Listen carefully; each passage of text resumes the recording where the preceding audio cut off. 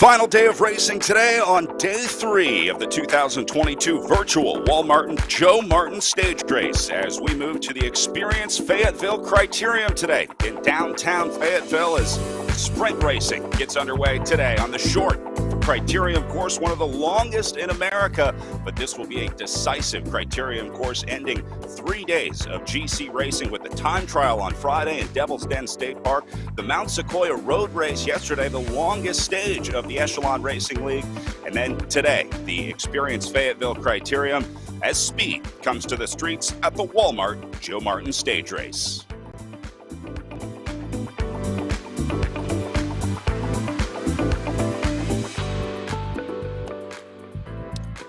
And welcome back, Brad Soner with Lauren Hall for day 3 of racing this weekend. And Lauren, our final regular season race of the Echelon Racing League as we get ready to move to the league championships up next after this. But couldn't think of a better way to end the Echelon Racing League than my favorite kind of racing, Criterium Day. I'd have to agree with you, Brad. I mean, it's been such a good season watching all these guys and gals just go head to head. And God be punished everybody yesterday in the women's race. So yeah, hopefully the Criterium today can shake things up a little bit.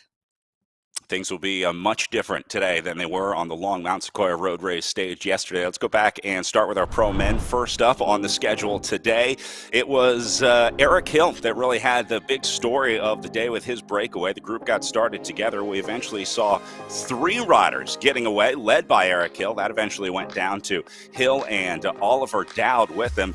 And then just barely getting caught at 1.4K to go. Hill starts to get swallowed up here. He almost made it to the line in a heroic effort for the Project Echelon Racing team. But after that catch was made, that set up a great battle with 5 riders coming together to go all the way to the line. And then, Lauren, it was really about that last finishing kick up to the finish. Yeah, and it just came down to that sprint finish like you're saying. And normally what we've seen in these races is that one guy or gal is just like comes from nowhere out of the screen and just crushes the sprint, but we didn't see that yesterday, and I think that's a testament to how hard yesterday's race was from start to finish. Bouchard Hall, Nair, Bickley, Oosborne, all in this group, and Ben Thomas, the time trial winner from stage 1 of the Walmart Joe Martin stage race. Thomas took an early jump, but then it was Bickley for the Above and Beyond Cancer team slipping right through the middle. Held it for a nice 50 meters after he made the pass on Kevin Bouchard Hall here, and then goes on to win stage 2. A big win for Brad Bickley and a big pickup for Above and Beyond Cancer on a big climbing day on stage 2.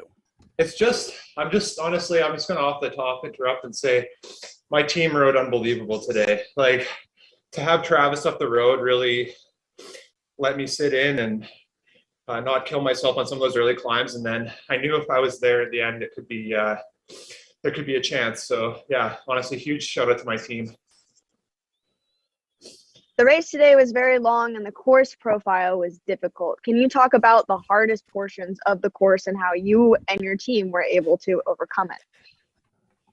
Yeah, I think that climb, the second to last climb there was probably the hardest part of the course, just because I figured that if I was going to get dropped somewhere, it'd be there. And so, like I said before, I think we had Travis up the road at that point. And so I think that neutralized a bit of the pace in the main peloton. And other than that, yeah, just having Matt to take that big pull up the hill and kind of discourage any attacks from some of the other like really strong guys in the race, it really, really helped me and put me in a position where I had a chance to win. Tactics played a big part of it yesterday, Lauren, as Bickley takes the win. You can see the average watts per kilo, 3.84 for Bickley. Pretty efficient day, all things considered, when you look at numbers like Ben Thomas's 4.63 watts per kilo. That'll be important in the time trial again today, or in the crit, sorry. Yeah, and talking about giving it up for your teammates, and that's the name of the game here. So Brad Bickley and Above and Beyond Cancer, just that's what it's about. It's for the team. As we said, into day 3 of racing today, we do have stage race scoring here at the Walmart Joe Martin stage race. So we have cumulative times each day.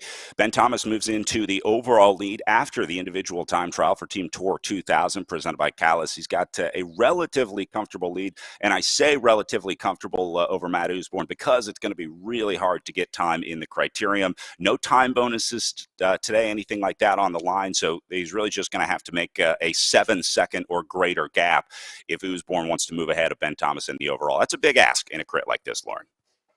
Yeah, and then Ben Thomas being a former professional mountain biker, like I think he'll know how to play this race today.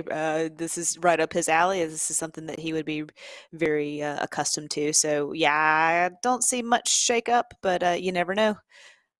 Thomas yet to get a GC win this season. Jaden Yeager, Zach Nair, and Brad Bickley currently occupying the top 3 overall. Yeager has been so consistent every week of the Echelon Racing League for that Restart Racing squad with just under 1,300 points coming into this one. Zach Nair moved up into second from the Project Echelon Racing team, and then Brad Bickley with his win also moves into third overall for the Above and Beyond Cancer squad. So you'll see a lot of battles further down in the top 10, looking at names like Ben Thomas and Kevin Bouchard-Hall and Usborne. Those are all battles that are going to unfold today, but we'll have the points decided at the end of this one. Don't forget, riders competing for the first NFT trophy in the history of bike racing, certainly the history of virtual racing, minted by the Echelon Racing League and RGT. The riders that win our overall women's and overall men's competitions will have this NFT delivered to their NFT wallet on the platform of their choice. As we said, one of the new trophies of the new modern era here in professional bike racing, Lauren. I like it. I mean, you're seeing a lot more of events go to this. I just saw Outside Magazine post about NFTs, and last night watching Supercross, it's about Bitcoin. So this is a space that we are all moving towards. Well, riders getting ready as we are just inside of 3 minutes to race start. Let's talk a little bit about this crit course, Lauren, before we get into it. This is one with the hill. If you're a pure sprinter through and through, you may not love this criterium course. It's long, and there's a pretty good kick to it. It's a beast to the finish line, but it's also, if you catch a little bit of speed out of that last corner, you can kind of run into it a little bit, but gearing was always very crucial in real life for that finish. But then also through the start finish, it keeps kind of plateauing out across the top in these left-hand corners. So it's not just about the finish, it's about pushing through the finish, at least back into the backside on the downhill.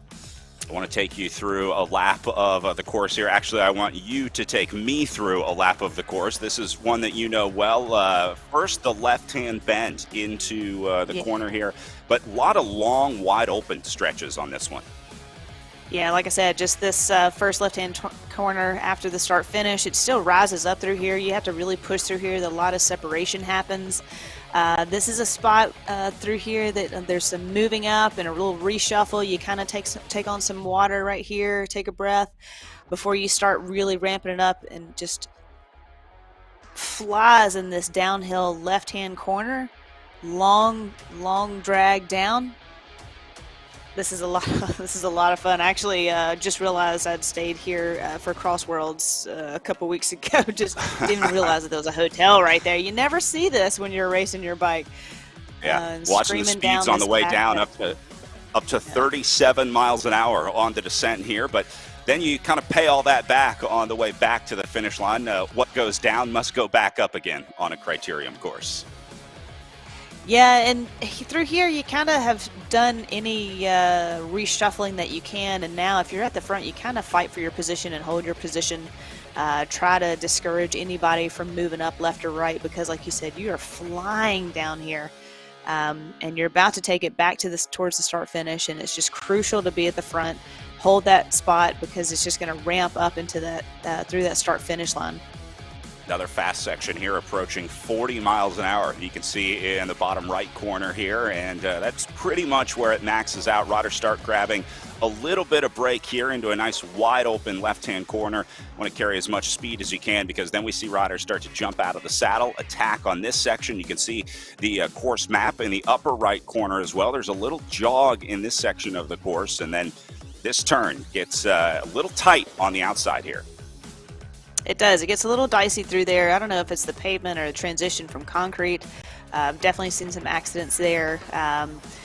This is also kind of like that last ditch effort to move up in spots before you take this right-hand turn into the start-finish straight. It gets a little interesting. People take some chances, a bit more chances here than you would throughout the entire other bits of the course. You see this rider using the opportunity to move up, gain a few positions at least, but it's tough to gain too many spots when they're keeping the pace that high. Obviously, you can see the field strung out on this straight, and then you can see the finish line in sight out of that corner. I have to imagine that's a little bit of a tease because it looks so close, but of course, you've got to get up this hill first.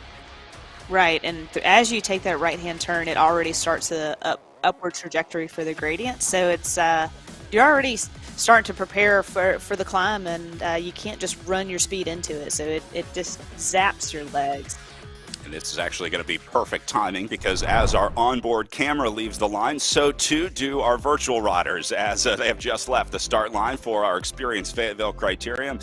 Again, you'll see them around the circuit. We're going to be keeping our eye on this elevation profile. We did see a brief attack from Jaden Yeager earlier, but much like the real-life Criterium, Lauren, it's going to take a while before that first big break of the day goes. We're going to see a lot of attempts. We're going to see a lot of breakaway moves that go away, but it'll probably be at least a little bit before we see a group establish.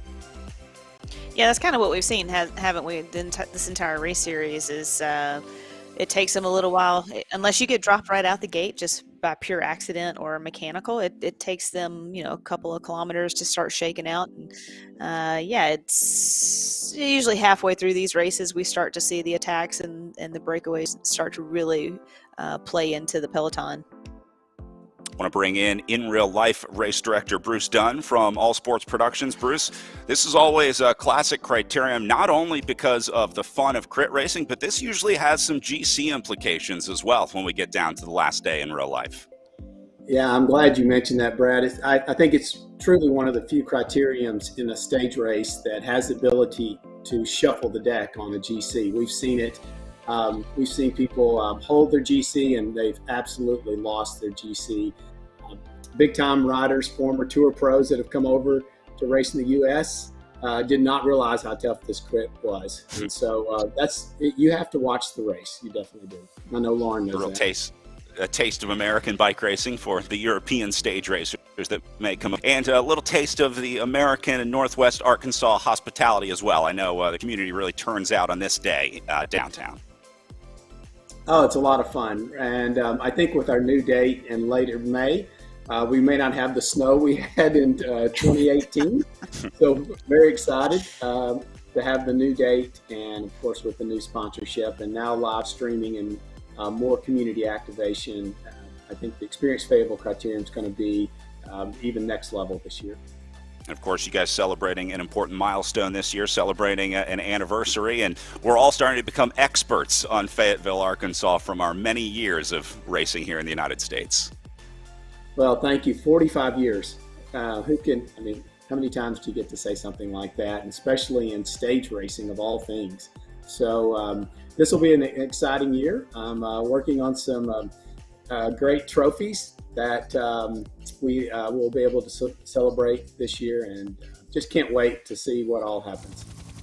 I hope they're real life trophies. Can we touch them and hold them, or are we doing NFTs now? Absolutely. We'll make them in real life and present those. There's some talk of how they're delivered this year. All right. It's going to be next level, so I'm teasing it up.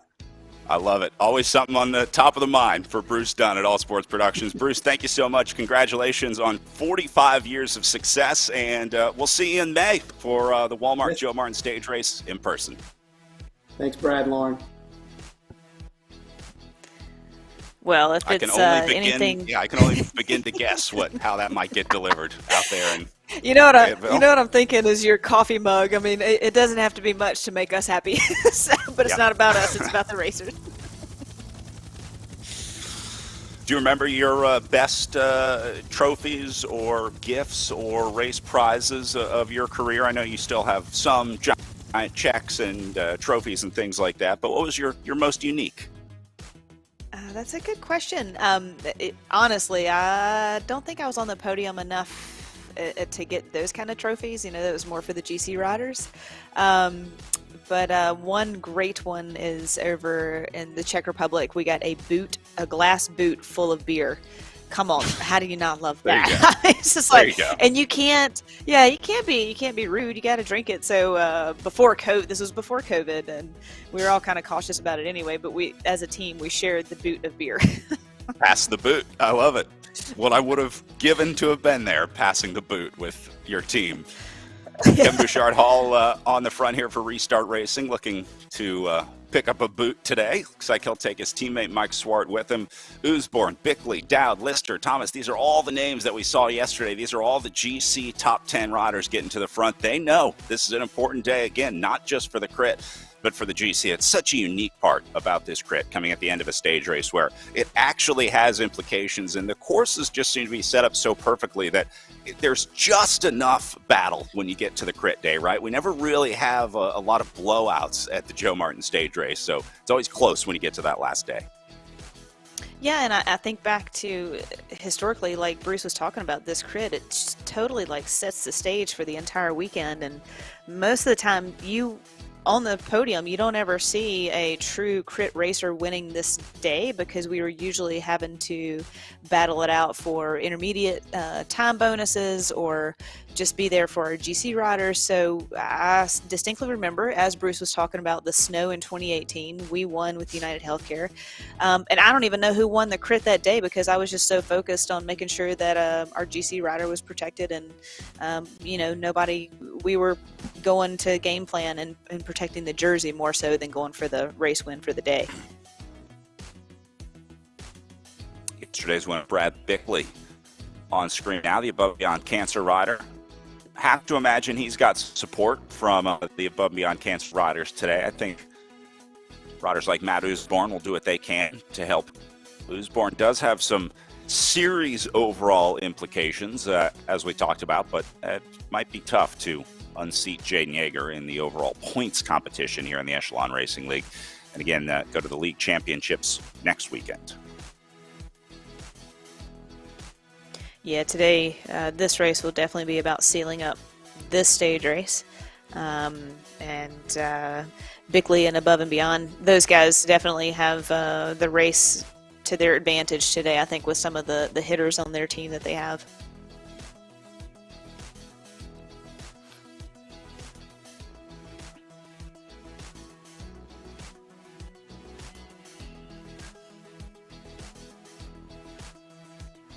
Already some riders just coming off the back. A lot of times we see the early technicals get sorted out. Like if you're going to have a problem, if you're going to have connectivity issues that day, a lot of times it sort of shows itself in the first couple kilometers. So that's why you'll see those riders sort of off to the side of the course. Usually those are riders that are having technicals, as we're calling them.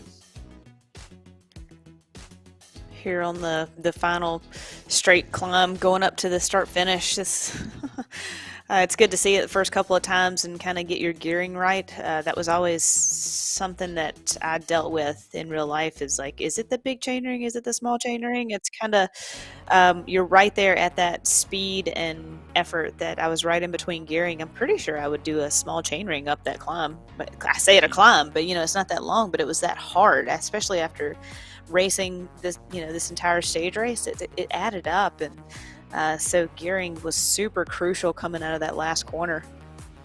And of course, it always changes on race day. You can recon the course all you want, but when you get out there with the other riders, the other teams, obviously the dynamic is in constant flux.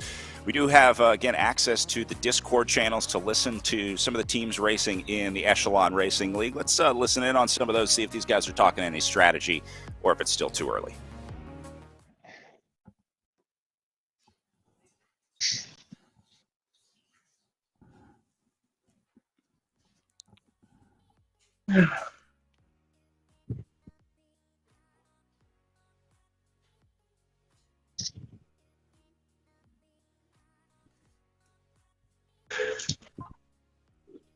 Guess there's not much to say right now, Lauren. I think they were trying to work out some strategy earlier, but it seems to have become pretty clear that this might just stay together for a while. They're doing 65K an hour on a 3% downhill grade, but you might have trouble getting away in that scenario. Yeah, if this is the backside of the course, that was such a screamer of a downhill, and then you kind of get some recovery, but you can't lose the wheel, just like in RGT. Like as soon as you're out the back, there's kind of no catching back on. So you know they're probably pretty focused right now and just kind of settling into this race. I'm really curious how Eric Hill is feeling today after yesterday's effort. That was impressive, Brad.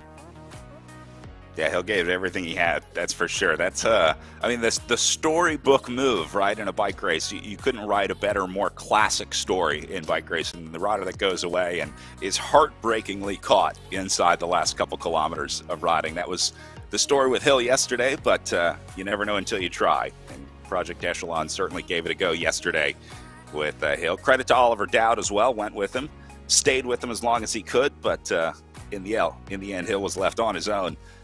Heartbreaking, but that's bike racing. I guess you lose a lot more than you win, right?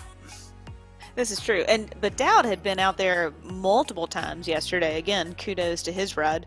And just kind of the theme of the interviews that we've heard so far, like Eric even was talking about, you know what, well, I was there for Zach, and, you know, he got fourth on the day. He's up there in the series standings. So, you know, giving credit to your team, that makes you ride so much harder, especially on the trainer and plus in real life.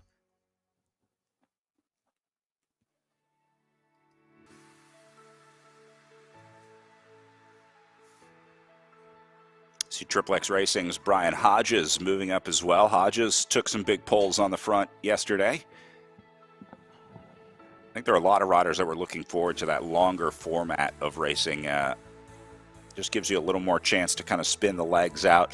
Criterium racing, especially on RGT, is intervals. I mean, it's all about on and off. That's especially the physics of the game that force you to slow down into the corners. You have to snap out of every one of those corners. So that's probably the most realistic part of racing on RGT, is that it doesn't just become how many watts can you do for an hour. It's really about strategy, when you use those watts, when you attack, and things like that.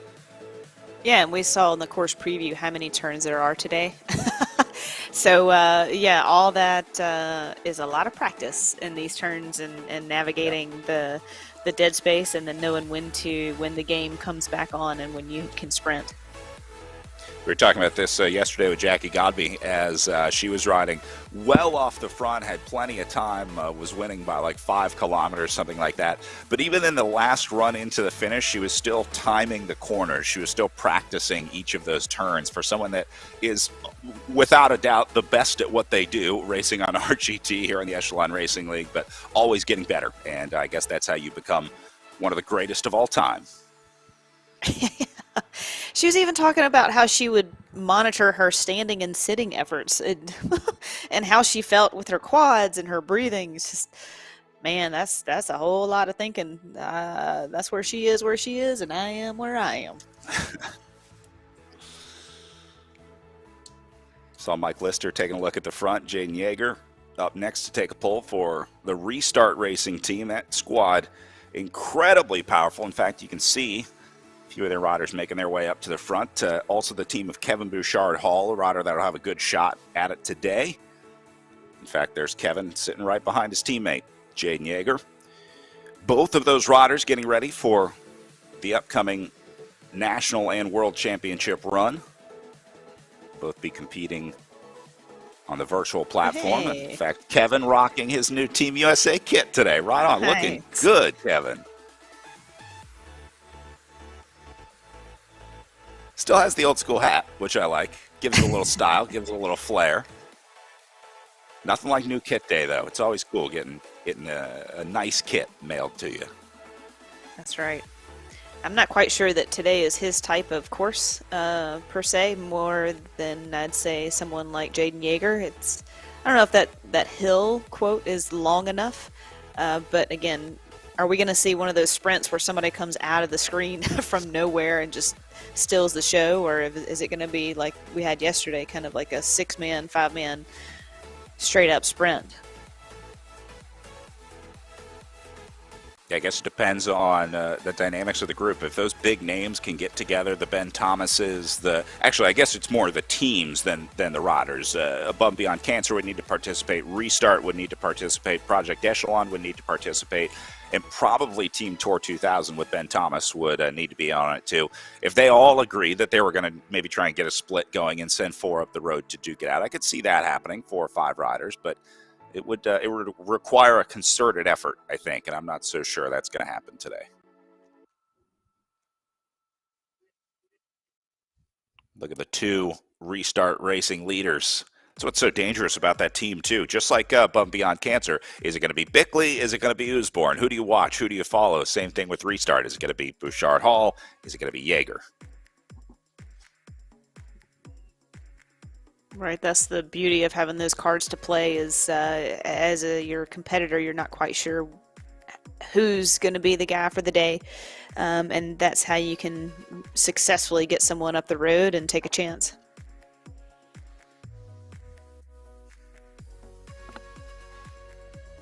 Bickley back to the front here.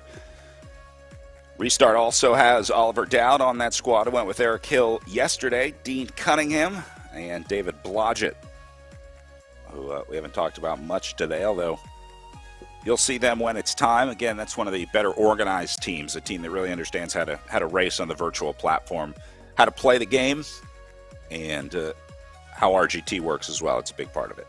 Bickley got a little space here.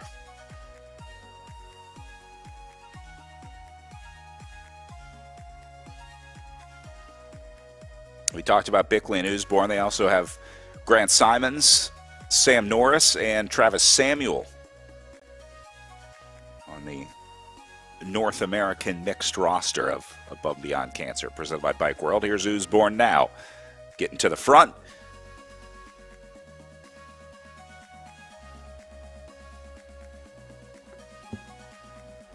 The FCC has asked us not to listen in on the Above and Beyond Cancer Discord anymore after the travesty that was Bohemian Rhapsody. Our lawyers got a lot of letters after that show, so we're going to pre-screen them from now on. If you weren't with us for the Mount Sequoia Road Race, we got an attempt at Bohemian Rhapsody over the Above and Beyond Cancer Team Discord.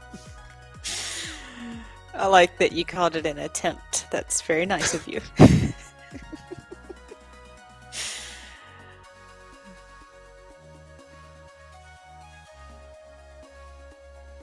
Usborne moving inside today.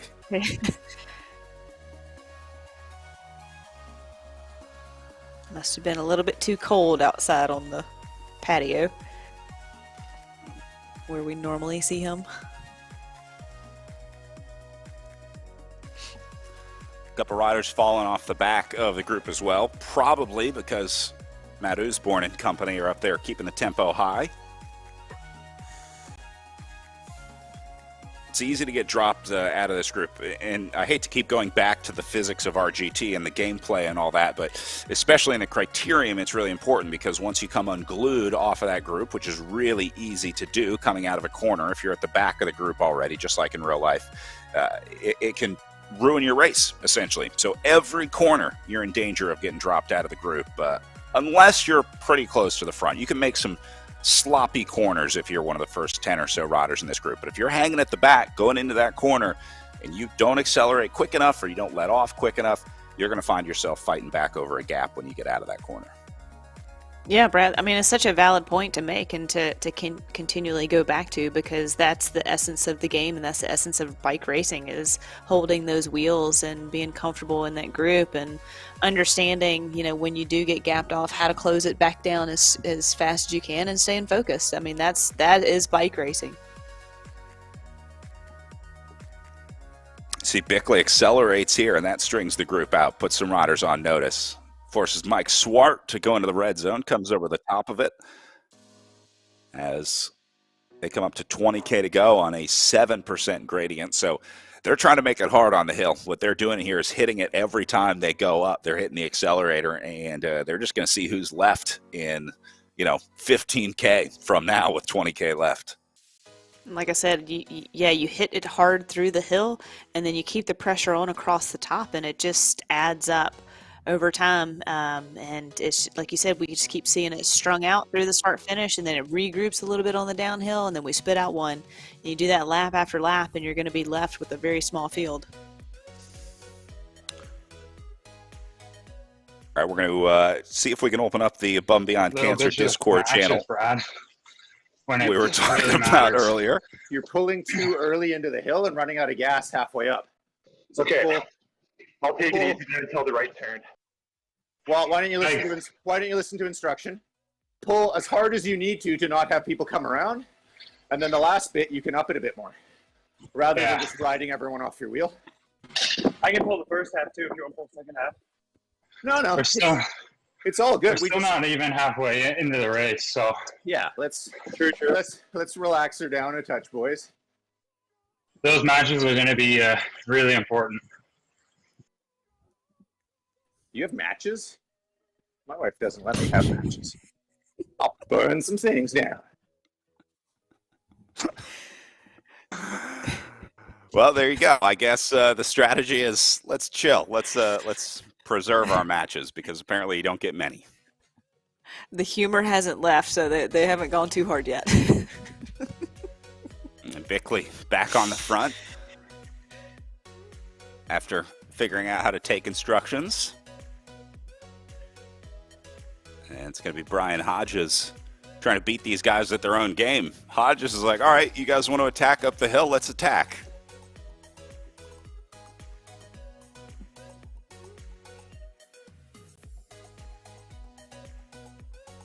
You heard they were talking about the first and second half of the climb. It's just long enough. If you have two riders, you could sort of tag team up the climb, like at the finish. If you're talking about that last little finishing kick, it's not super long. It's maybe a 30-second climb, maybe a little less, but that's like two 15-second efforts where a couple riders can go all out and you can get some separation there.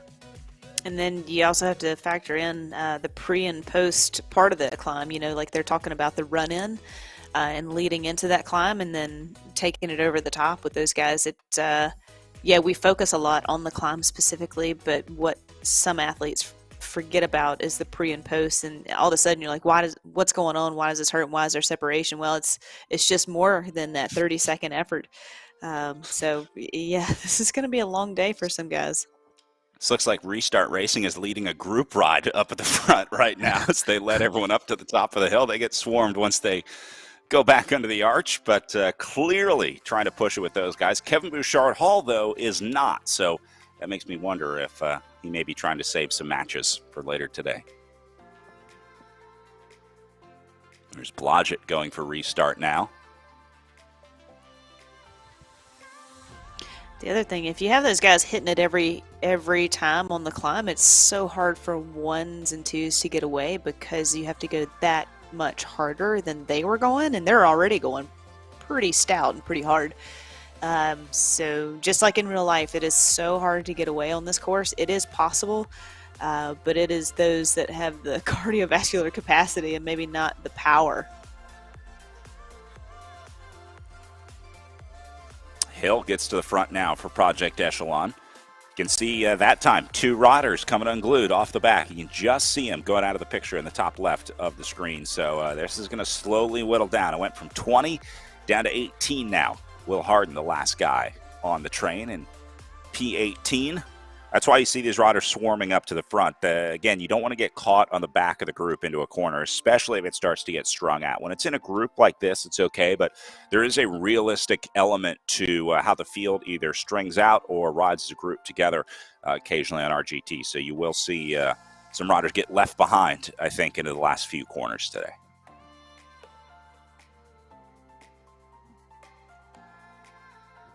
So these were some of the guys that got caught out. Seeing names like Zach Nair, surprising to see in this group, but it just goes to show you how easy it is to get caught out. And how hard the day is. Especially after yesterday. Zach had such a good ride yesterday, but that was a long day. So recovering from that and then getting right back into today and just mentally preparing for these essentially gut punches over and over and over again for the next hour, it's so hard. So yeah, he's having an unfortunate day.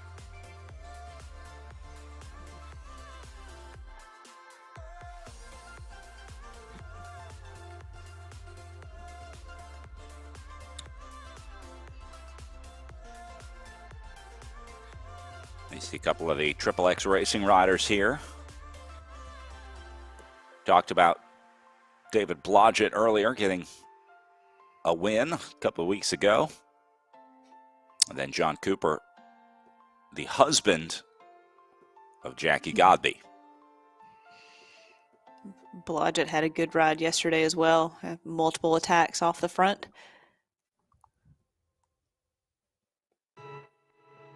And Bickley back at it. Seemed like Usborne was trying to rein Bickley in a little bit, didn't it? Just telling the young grasshopper, calm down, save those matches. Got a long day to go still. 15K left on the ticker as Ben Thomas takes a go, but Bum Beyond Cancer takes over quickly. Bickley and Usborne right together. They're locked on wheel to wheel.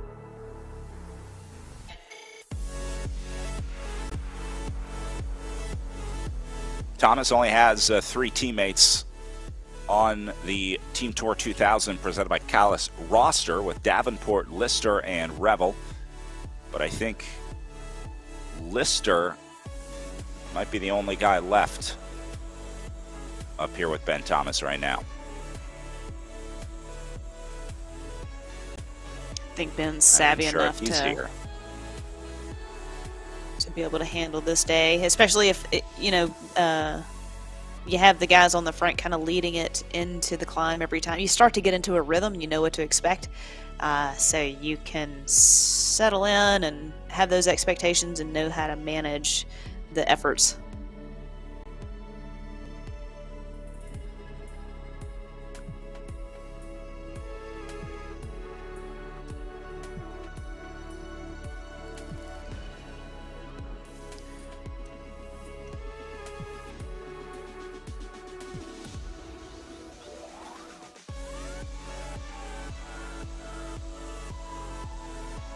Hogman on the front now for the Hugh Dog Racing Team, Canadian. But then Luke Ahrens goes into the red to get back to control.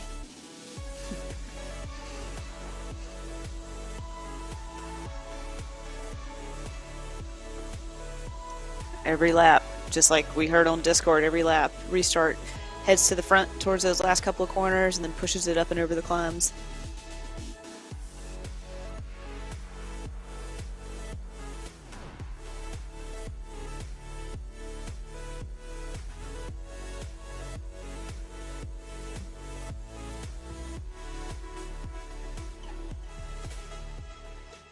They're certainly still hitting it on the climb. You see a lot of riders into the red zone. X-Speed United lost a couple already. We saw Blazovic trying to chase on in that back group. Gonzalez has had some good races. Sam Siebel, the other American on that squad, and then Jason Smith rounding out the quad of riders from X-Speed United.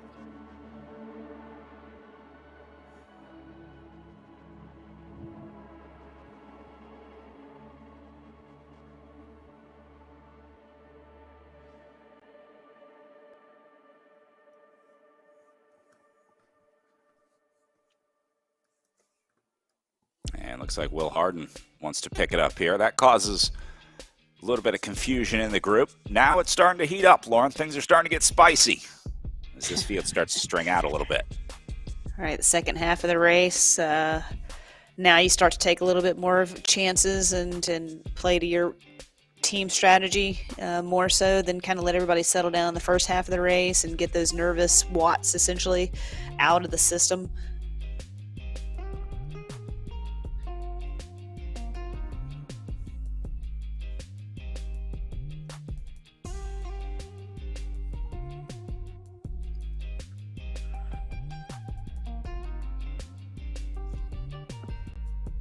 Well, now some even more separation coming off the back. You see Will Harden here chasing back on. Mike Swarta's in trouble. He's into the red zone to reconnect.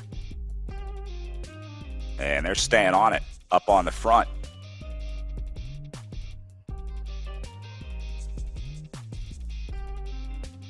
Down to 6:17 remaining in the group as Harden will be the last one to get in. Let's go back to Project Echelon on Discord, see if they're talking strategy yet.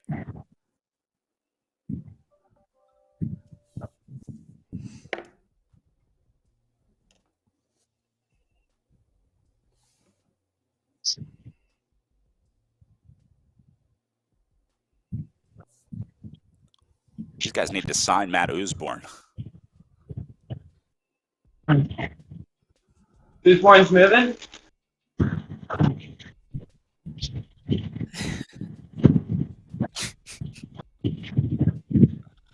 You hear them calling out, Usborne moving.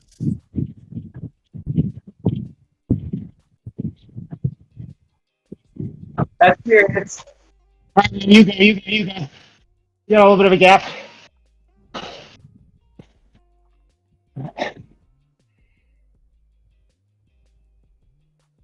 I don't think there's anything easy about this. Too many restart guys now.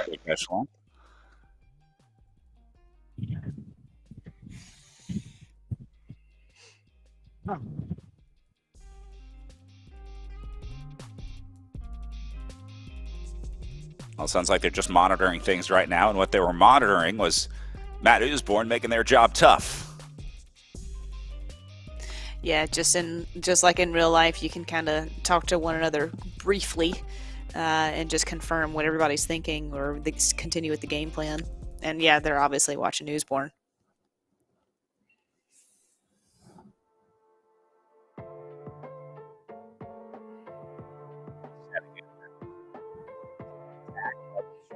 Grab some water and get ready to do it all again, because we still got a converting.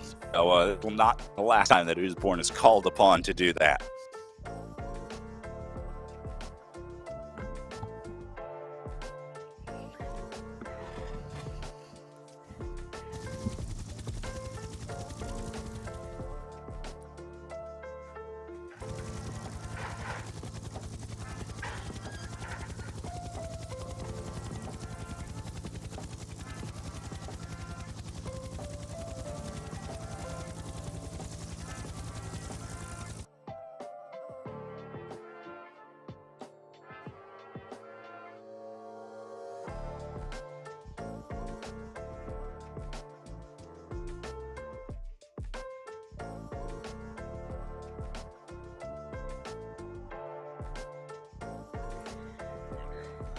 Hello. Hello, that sounds like Heidi Franz. We're going to get Heidi on headset here as she is in the house with Lauren Hall. Lauren is commentating from, I believe, Tucson, Arizona.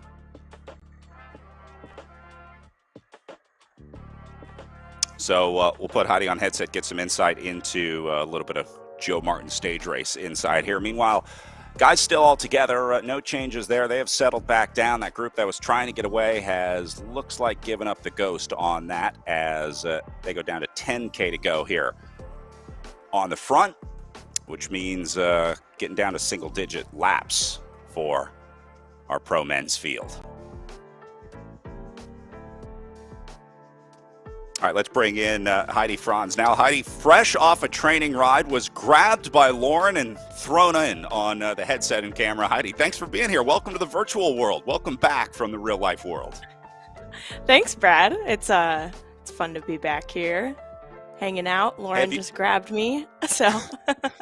Have you done any virtual racing? I know you guys probably don't have to a lot when you can get to fabulous winter destinations like Tucson or Colorado if you're low enough to not get snow. But have you done any racing on Zwift or RGT? I have, actually. Not nearly as much in 2021 and so far this year as I did in 2020.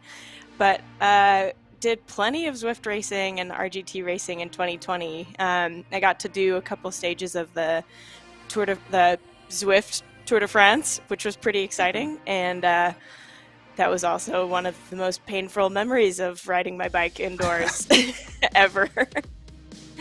It's amazing how tough it is, but in some ways it compares to the real life race. Your experience at Joe Martin, how many times have you been out to Fayetteville? 2021 was actually just my second time out to Joe Martin, and I really love that race. It's such a fun set of courses, and I think I just love how the race works. It's a lot of punchy sort of climbs and stuff that I really enjoy doing, stuff that suits me well, and so I always have a really fun time out there in Fayetteville. We're talking about how a lot of times the GC comes down to that last day criterion because the road races are often just so tough. So any advice on the crit course before we let you go? Anything you remember specifically about the criterium course in Fayetteville? Well, I have to agree with you that the GC you can lose the GC on the last day. It's so tough. So don't put all your eggs in one basket in the beginning. Save as much as you can for the end, because the last 10 laps, last 5 laps of that crit can be absolutely leg blasting. It's you got to save all that energy for that last 15 minutes or so. It's going to heat up, and we're about to get into it. Heidi, thanks for taking the time. I'll let you go get some recovery and food. I'm sure you're hungry after a ride, but we appreciate you dropping in on the Echelon Racing League here. For sure, Brad. Thanks for having me. Right on, that's Heidi Franz. Going to be riding with the InstaFund racing team this year. Little guest commentary today in our Fayetteville Criterium. I love it. We did see Luke Ahrens off the front there earlier. Looks like he is gunning for a stagiaire ride with Jumbo Visma.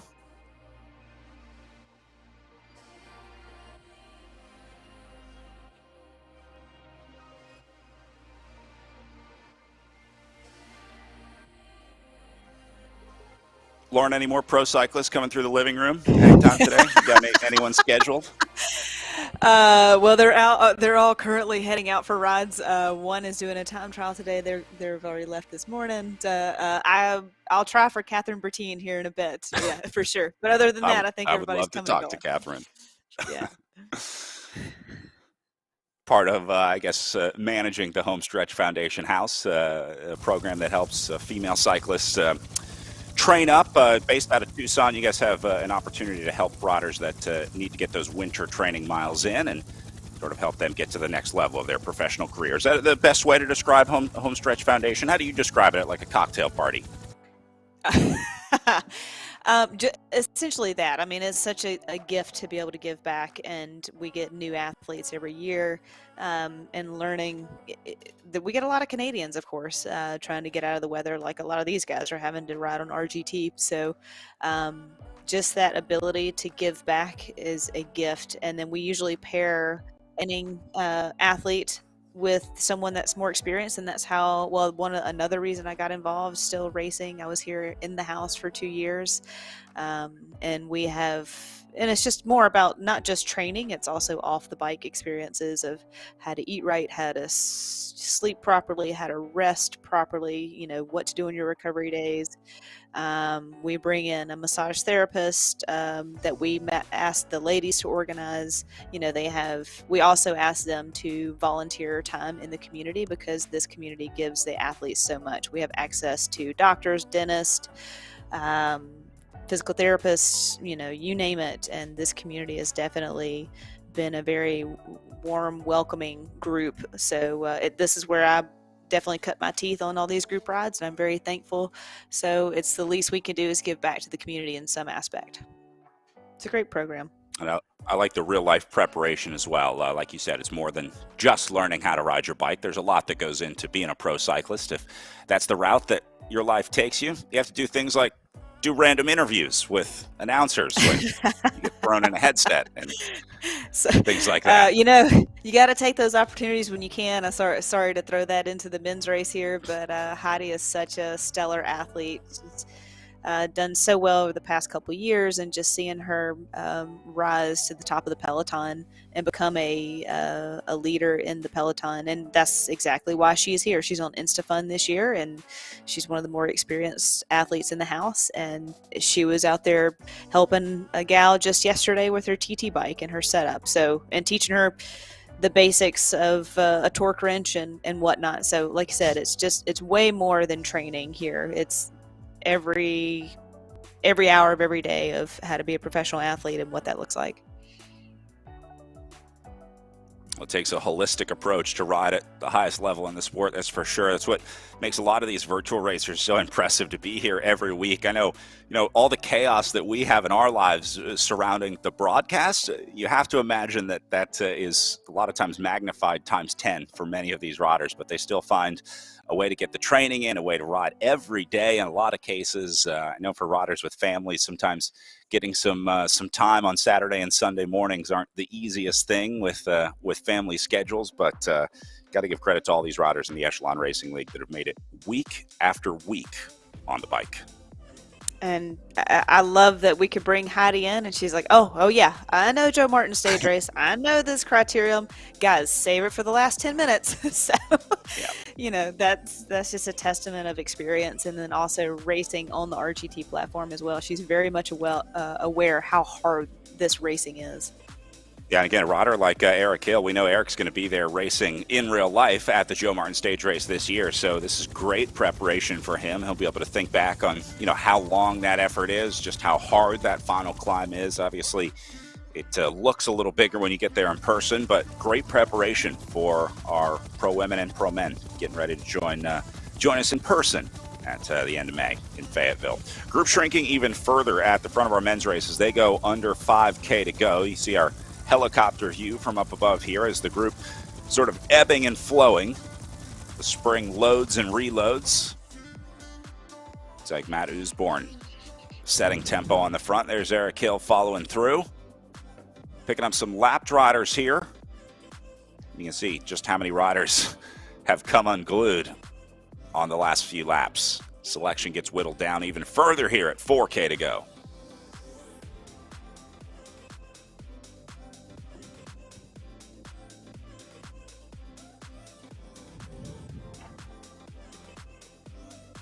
Hill struggling to stay on here. We recognize this face from yesterday. This pain face. This might as well be a replay of yesterday. This is like the Ocean's 11 scene where they play the tape back to loop over the same video. This doesn't look like much has changed since yesterday with Eric Hill. Back to suffering in the basement. The only difference, he doesn't have Emily next to him today. Right.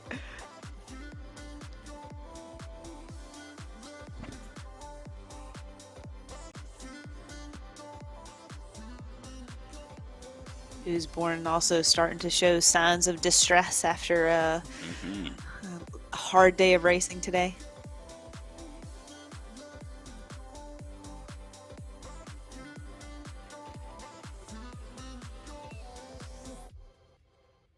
A lot of back and forth with these guys. It's easy to kind of stack those attacks on top of each other. If Above and Beyond Cancer goes over the top of Restart, then Restart goes back over the top, it really starts to get very fast, very quickly, and I think they may be getting into that right now at 3K to go. Yesterday's winner, Brad Bickley, looking in good position. He looks maybe the calmest of the last few cameras that we've seen. I would agree. Yeah, I mean, either that's a really good poker face or he's kind of feeling mostly okay. This is also the point in Fayetteville, Lauren, where the crowd starts to make their way down to the finish line and starts to get a little louder towards the last few laps. I know that's a feeling that you know and thrive on. Seeing the opening video of the in real life race, as you're coming up the start finish to the right, there were two tents right there, and that's, as I was talking about yesterday, is that's where the host families and their friends kind of have this block party, this tailgate party, and that's where the Bloody Marys were happening. So you'd finish the race, do a full lap, have a good cool down, and before you have to go back up that hill again, because to the left of those those tents was the team car. So if you just take a hot right, you can have a small reprieve and take a break and see all your friends and all the host family, and they all are just so stoked on the race, and then you go back to the team car. I'm having trouble not banging on the desk right now like I was banging on the boards at the end of a bike race.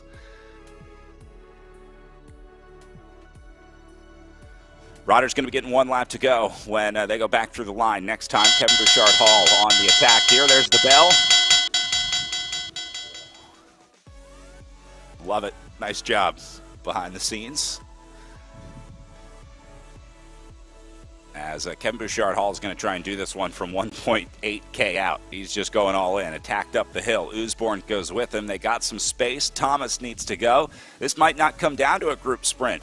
Bouchard Hall and Usborne might get that separation.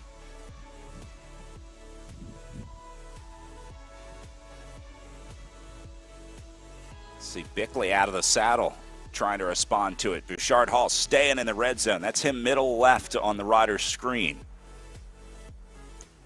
Brad, you know what they say, if you don't have a good sprint, then you go early, and that's exactly what Kevin is doing.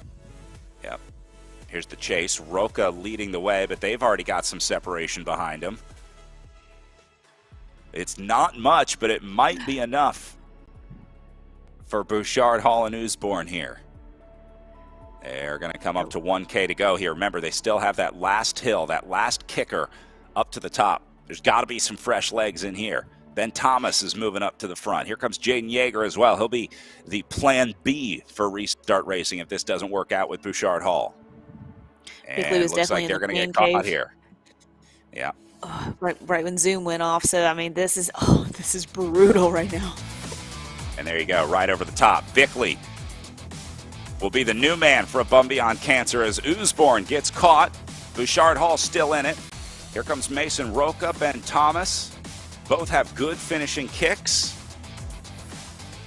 Usborne tries to go up the right side.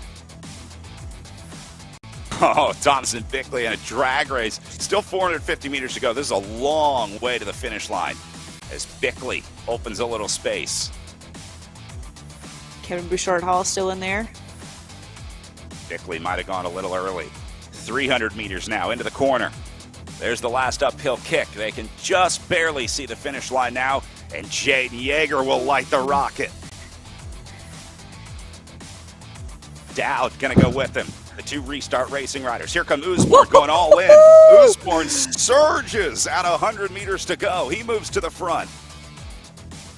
Dowd 10 meters back. Usborne is gonna hold on, and Matt Usborne on the final climb surges to win the Experience Fayetteville criteria. Wow, what a sprint by Usborne. That was impressive.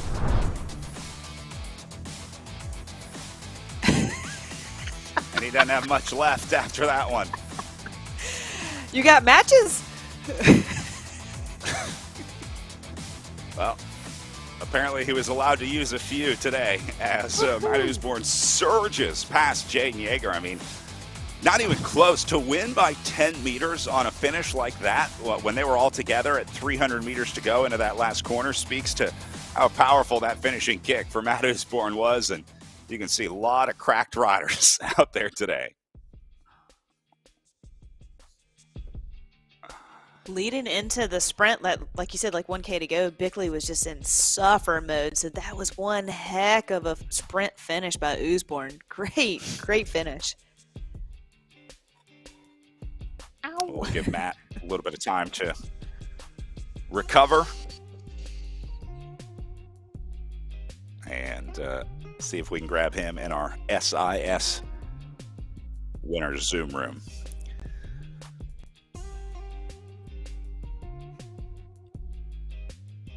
We see a lot of efforts where you just have to lay down on the floor afterwards. I think that might be what Usborne is doing right now. We'll see where he ended up on the watts per kilo scale at 4.64. Not bad. As Oliver Dowd goes second for Restart Racing. They're going to go 2 and 3 with Kevin Bouchard Hall into third. Jaden Yeager held on for fifth. Not bad. Put in a good run there to the line. Maybe trying to set up Kevin Bouchard Hall, trying to draw out Usborne and company. Ben Thomas ends up 6th place on the day. Will Harden in 7th.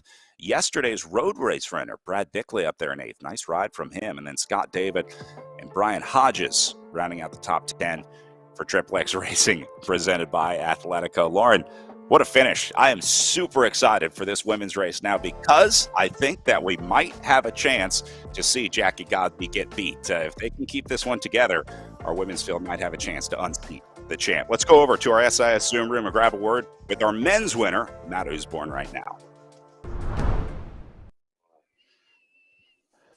All right, thanks, Brad. I'm here with the winner of Stage 3 today, Matt Usborne. Matt, let's talk about that final sprint. What did that feel like? That was amazing. I don't have words to describe it in anything like a PG-rated manner. I couldn't have done it without my team. They were setting me up every single lap. We were timing the length of the hill, and we got a pretty good idea. Like, I'm certainly not the fastest guy on our team, so they kind of figured out where they could, like, what pace I needed to launch from, and I'm so happy it was able to work out. I got, a whole team of guys here. We're absolutely all in today, and I think you could see it in the way that we rode. And hey, congratulations to the competition. Like, Ben Thomas, amazing athlete. Kevin Bouchard Hall, I mean, what can you say? Guy's an absolute legend. I've actually looked up to him. He's a couple years younger than me, and when I was racing in Europe, he was coming up in the States, and he was like the hot prospect. And I've loved everything he stood for. I just admire him greatly. Same with Jaden Yeager. I think Zach Nair had a bit of bad luck today too, which is, kind of part of the game. But too bad. Amazing athlete. Definitely. I want to talk a little bit more about your team this weekend. Bickley got the win yesterday. You get the win today. Can you talk about your strategy going into this weekend, and how were you able to execute it? Well, I've been working quite a lot with Brad since he kicked my butt in another series in a couple of events. I thought, oh, who's this guy? And I have a role as the provincial coach up in BC, kind of like the state coach.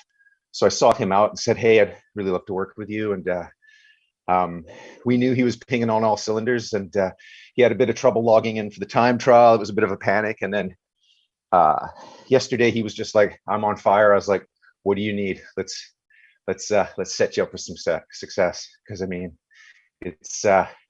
it's a better feeling when one of your guys that you works with, when they put it all together, they win. Like, to me, that's the biggest feeling. We sat down last night, we looked at the time gaps, and we thought, Ben Thomas has got kind of a pretty good gap. The guy's incredible. And we thought that maybe I was the best placed one to kind of take a run at that. Worked out for you. Congratulations to you guys, to your team, and to you specifically. Brad, back to you. Thanks. Cancer team. It sounds like that was a big part of the success. Lauren, always love when the riders give a shout out to their teams. It really highlights how much of a team sport this is in professional cycling. Women have just taken off from the start line, and a little bit of separation already on the front. A group of 4 riders getting away, led by none other than Jackie Godby. But guess what? She's got Rhea Mobbs, Erin Ayala, and Mallory McCrosty with her. So we got a little group on the front of this race. It's good to see those gals all together. Good to see Mobbs kind of figuring out whatever happened yesterday with her trainer and back up there. I think she's definitely going to be chomping at the bit today for a race win. And just going back to those words Usborne was talking about, he's no truer words from a coach than to be proud of your athlete winning. And then I was also looking back at the standings and today's efforts in watts per kilo. If you look back at Bickley's effort, he was actually doing 4.7 watts per kilo, and that's where Usborne was like, hey man, calm down, this is going to be okay. That's a coach, just even in racing, is able to coach an athlete through staying calm and let's just find a rhythm. Yeah, so much of that is just sticking to your plan and, understanding what's going on. I know this happens a lot on the road too, but even the GC implications, to be able to think on your feet and understand the situation on the road and think about, okay, how far down am I? How many points did I have coming into this? All of that matters in a stage race, like when a rider goes up the road and you have to think, are they 7 seconds back? Are they 20 seconds back? Are they a threat or not? So it's cool to see the tactics coming in to virtual racing.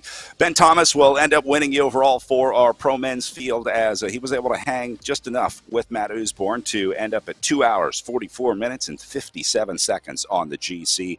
Matt Usborne, as we said, ends up second, just behind. He did shave a little bit of time off. I think he was 8 seconds down coming into the day, ends just 4 seconds down, so it was close for Usborne in the overall. And then Kevin Bouchard-Hall will end up third on GC at 2:45.05. Once again, the crit almost changes the GC scenario, Lauren.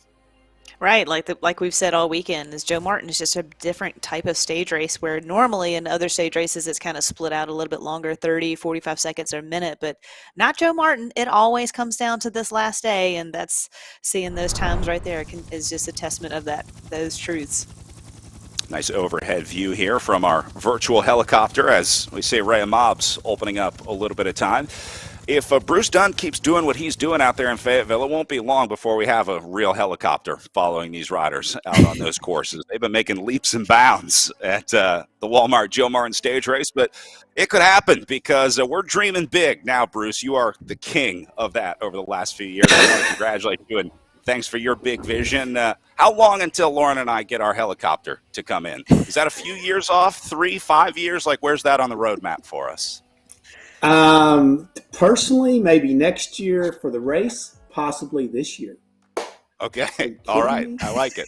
I like your enthusiasm.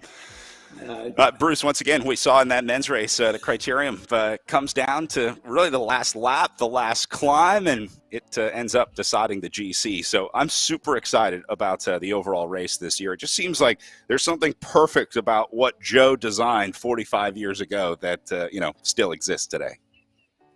I mean, think about it. You're going out to Devil's Den to do an uphill time trial, much less do a stage race. So road racing and crits were obviously around, but he was one of the early pioneers on a stage race. And then to come down into the heart of Fayetteville, same finish line has been there. The course has gotten a little bigger, but same finish line that they did back in 1978. And as you witnessed, you have to be on the gas on the entire race, or you can absolutely lose your GC. It was so cool hearing yesterday from Nancy Martin a little bit. We played some clips from your time talking with her, telling some great stories about the founding of the Joe Martin stage race and just sort of how this has evolved over the years. And it's really cool that Nancy is still so proud of what Joe created. Yeah, I mean, in fact, she was on the press conference this past Wednesday. I'm sure there'll be some more interviews and more involvement from her. She's had a long history with cycling and probably one of the more knowledgeable people you'll meet, and someone that's not in the day-to-day racing scene, which is very exciting to have that kind of support, not only from her, but the entire family. By the way, we talked about bacon last year, and you said you just might come down last year for bacon. Well, guess what? You are coming this year, and we will have bacon hand-ups for you. All right. Lauren needs it for her Bloody Mary because she's got a line on the post-crit Bloody Marys, so she's going to dip it right in there. It's perfect.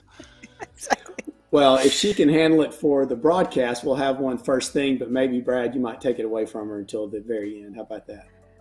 Maybe like just the last couple minutes of the broadcast. I'll wait. I'll do my job first, and then we can have some fun. Work first, right. guys. Work first. Just like being an athlete.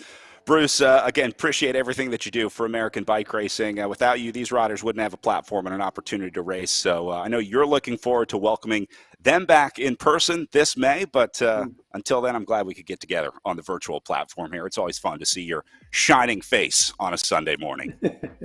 Thank you so much, y'all. Appreciate it. That's Bruce Dunn, race director at the Walmart Joe Martin stage race, put on by All Sports Productions. There you go, Lauren. We got bacon for your Bloody Marys. You're all set to go for post-race on Crit Day. Perfect. And kind of just going back to this crit and what it brings and what it stands for, it's the heart of University of Arkansas, right there on the square.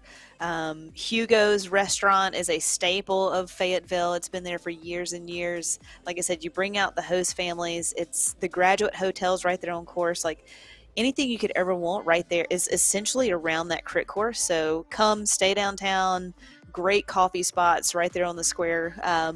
It's such a cool atmosphere, and it's and now that this race is in May, like the weather's going to be perfect. It's a perfect day to come out for a bike race. You could be a cab driver in Fayetteville at this point. You know all the local landmarks. You know where to get good food, where to get the good coffee, Yep. where the Donuts. good hotels I are. got Yeah. Well, looking at Jackie Godby on our screen, the bottom right here, you're not only current GC leader here, but also current overall series leader here in the Echelon Racing League. She has been the gold standard that pretty much their virtual rider has been chasing, not just this year, but really starting last year. In the current GC heading into stage 3 here, she's got a nice lead over Kim Miller. But again, we're watching the battle for third and fourth. I think Maureen Nelson and Mallory McCrosty might be one of the big battles to watch today in the criterium. Just 7 seconds separating those two in the race for third and fourth. We saw Kim Miller yesterday, the beast mode presented by Rose Rider, ride her way into second overall at 2 hours and 20 minutes and change. And then Dylan Baker in fifth. Aaron Ayala sitting in sixth overall. That'll be another good battle between maybe Ayala and Baker and Ulay indoor group. If Ayala doesn't stay with this front group. And then Carolus, O'Toole, and Nelson rounding out the top 10 in your current GC heading into stage 3 here. And look at this. Like, I think Rhea Mobbs, yeah, man, she just had such a bad day yesterday that she's just going to take this race full gas today.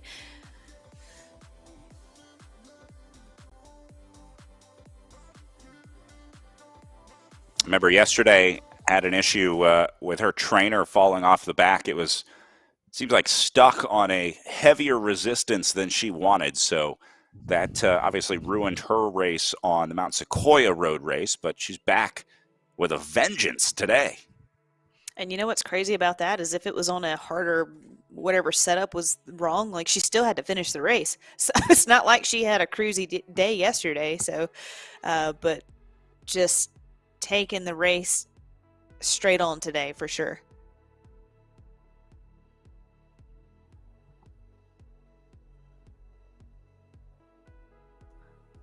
Mobbs with an 85-meter lead over Godby.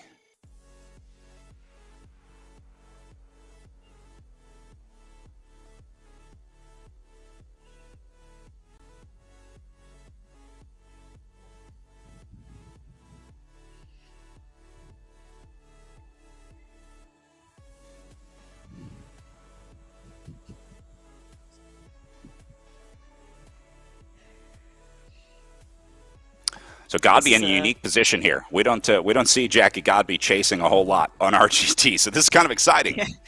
You took the words out of my mouth, Brad. I was going to say the same thing. But this is good for her, I think, going into World Championships. Again, a space that she's probably not very used to. And mentally wrapping your head around that of not being the leader and being off the front by doing such a hard effort like she always does. So this, if I'm Godby or if I know Godby at this point, that she's probably thinking, oh, well, this is good training for me. So mentally and physically.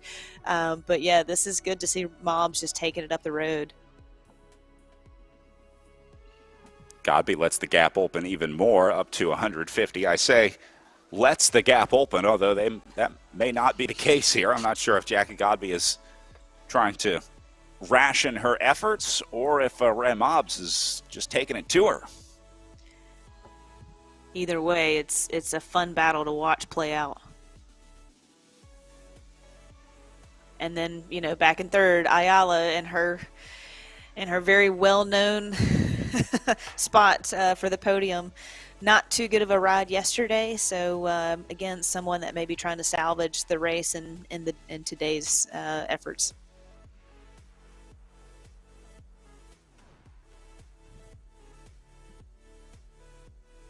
I also wonder if McCrosty has her fan club back today.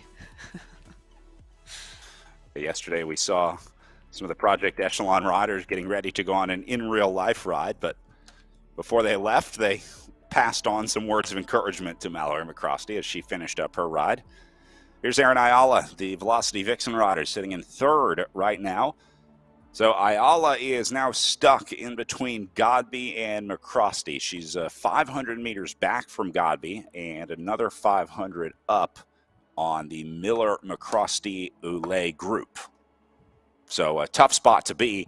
I was looking forward to seeing Ayala maybe sprinting with that Godby Mobbs group. So maybe if Mobbs lets off, Godby calms down a little bit, that group of three might come back together if things calm down. But I have a feeling Mobs and Godby are just going to be trading blows up at the front all day, and Erin Isle is going to be paying for that all by herself in third. Yeah, I think you're right. I think we kind of see where Ayala is going to stick out for the day. But it'd be interesting to see if Mobs does kind of fade a bit with such a early effort. But, Godby doesn't seem to be too stressed or too worried. It's still early in the race, 25K to go still. Good look at Kit Miller up next. Saw Miller ride into second place yesterday on the Mount Sequoia Road Race. We were guessing, you'll notice she has a little dog bed to the right side of where she's riding. We saw a couple of the dogs yesterday, and we were wondering what the names were. She was nice enough to answer on Instagram. Lauren, I know you're always on dog watch here.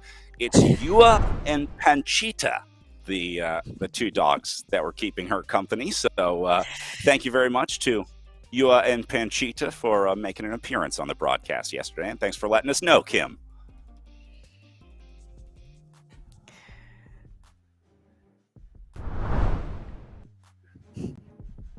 We're talking about time zone. Yeah, we have to know about our fans. Germany yesterday as well. Yeah, it's an important part of maximum performance. A happy rider is a fast rider, as they say, right? And who's not happy when you got your dogs next to you? That's right.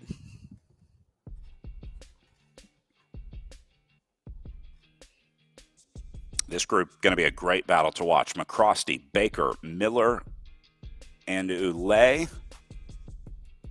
There's McCrosty. Looks like the road bike is back on the trainer today.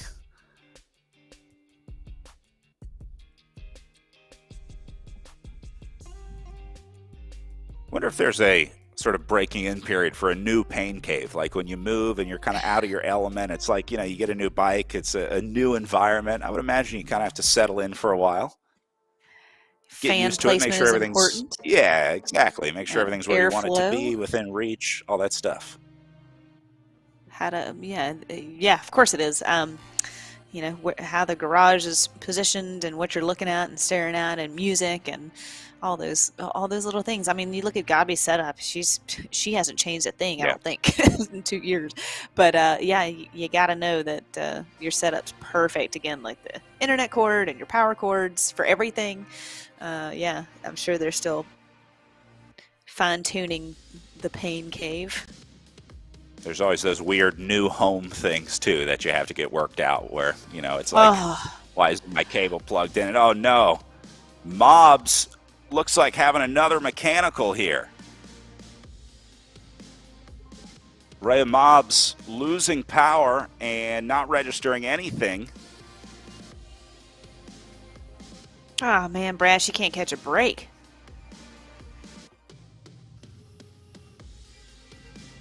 And now she's got to get back on it. Here comes Godby behind her.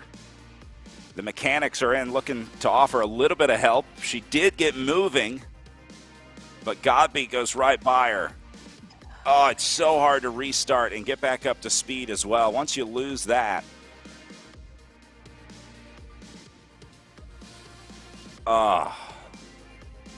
That's tough to watch. Breaks. That is, oh man, she's so frustrated.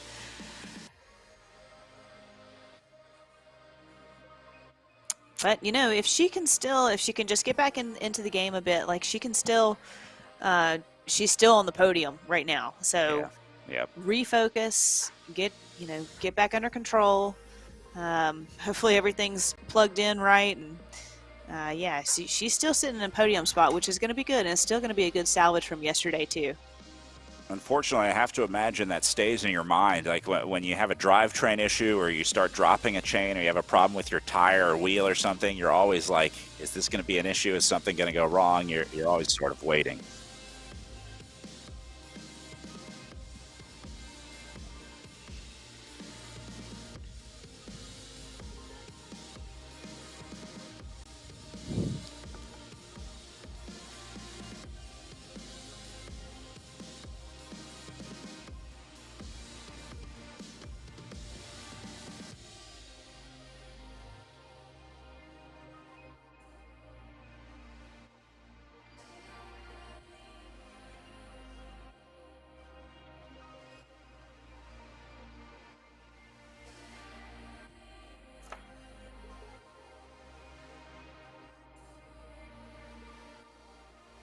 Gap at 130 meters for Mobs to get back right now. That's a big ask to come back to Jackie Godby. But Rhea Mobs is hungry. Oh, she's going deep here. That hurts.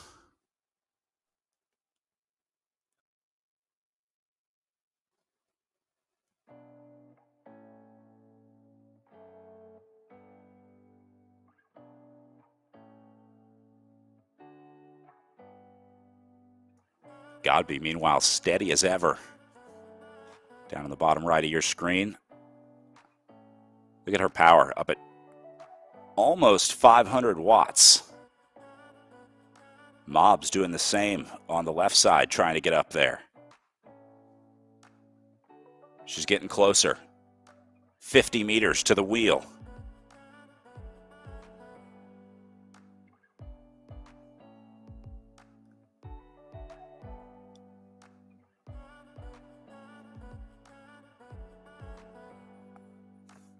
And now Mobs around the switchback. She's going to do it. She's got to close this last little bit, and then I think Mobs is going to be back with Godby. She won't be able to get back that lead that she had, but she'll at least be back in the mix, and there it is. You can see she just made contact, and she can relax just a little bit now. Just a little calmer. Try to take the little bit of rest that you can get, and then figure out how to beat Jackie Godby on the line. That's the only thing that Rhea Mobs can do right now.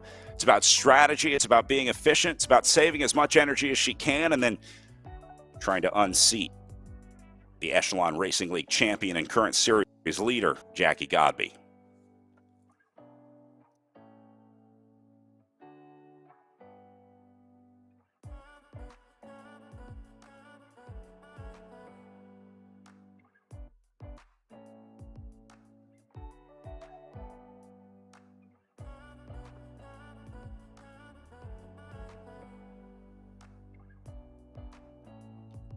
All right, Mobs up onto the wheel. Now watch in the upper left corner of her screen. You see just the drafting indicator indicating that how much wattage she's saving by being able to sit behind that rider. So Mobs probably doesn't want to be doing work on the front right now. She shouldn't be pushing. She certainly shouldn't be setting tempo for Godby.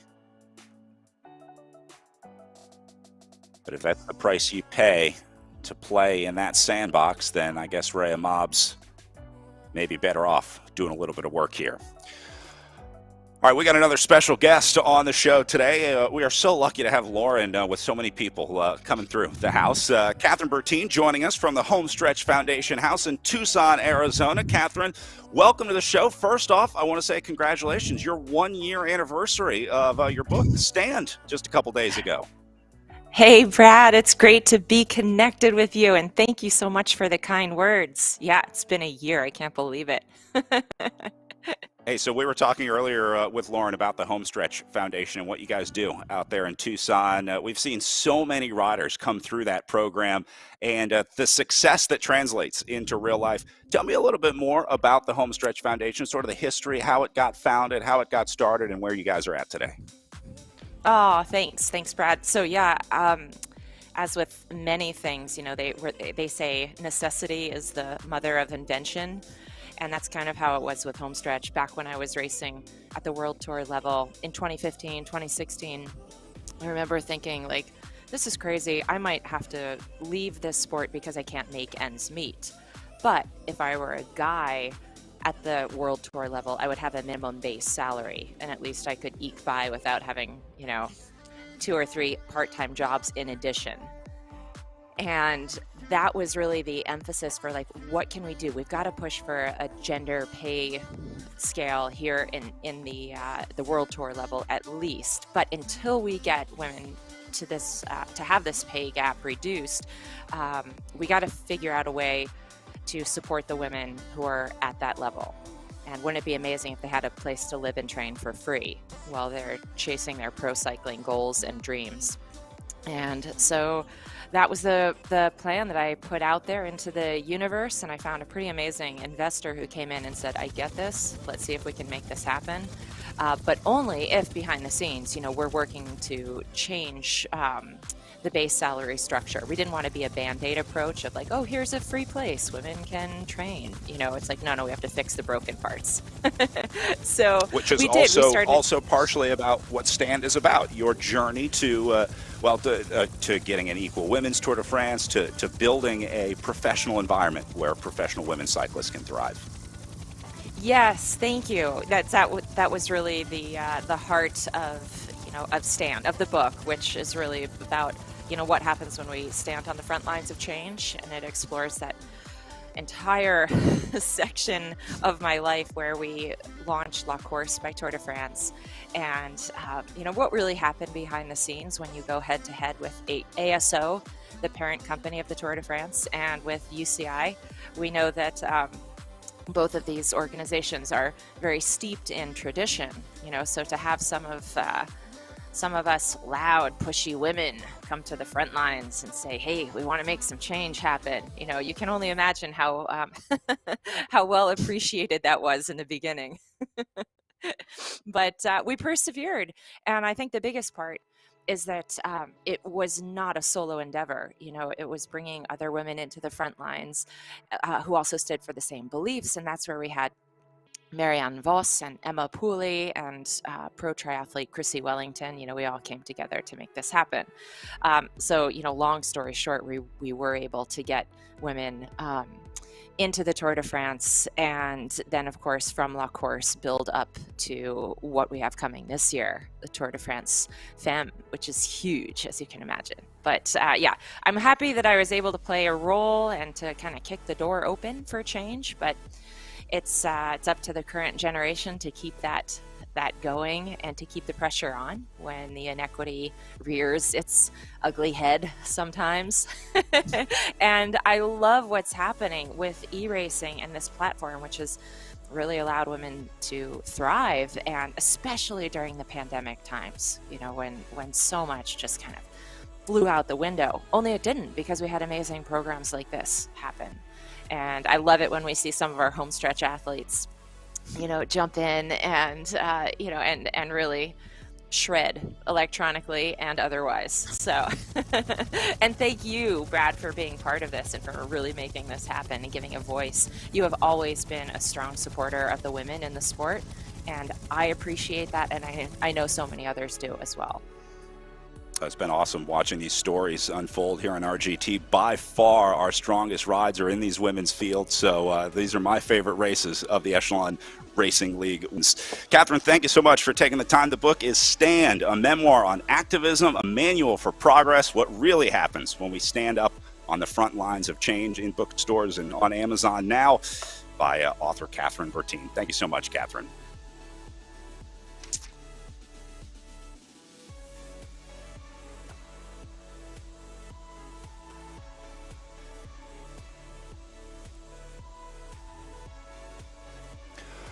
All right, as our pro men go down to 17K to go, we'll go over and check in with our hand cycling competition. Yesterday, we saw Sander Koeman get another win, and looks like he may be on track to add a third this weekend at the Experience Fayetteville Criterium. Sander at 4K to go in our hand cycling field.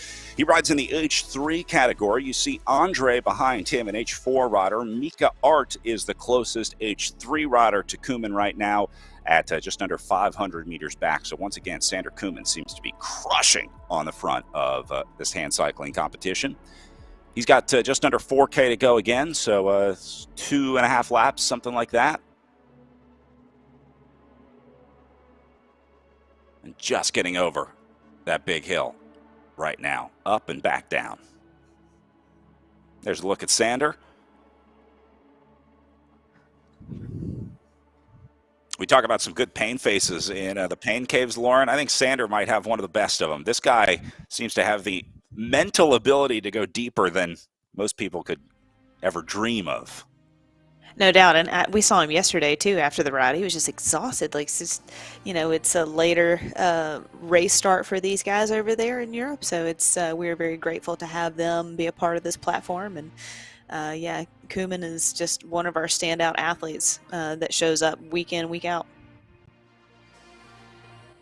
They said looking to sweep the weekend here at the Joe Martin stage race. We also saw Joe Bernier leading our paracycling competition. He wrapped that up yesterday at the Mount Sequoia Road Race. Again, so cool to offer para and hand cycling competitions. The founders of Project Echelon worked closely with the Paralyzed Veterans of America organization and RGT to help implement these para and hand cycling rider icons, which I think really speaks to what RGT and the Echelon Racing League is all about. Obviously, Project Echelon works closely with veterans in their mission to educate, equip, and empower through physical activity. And this is just another way that Project Echelon is achieving their mission.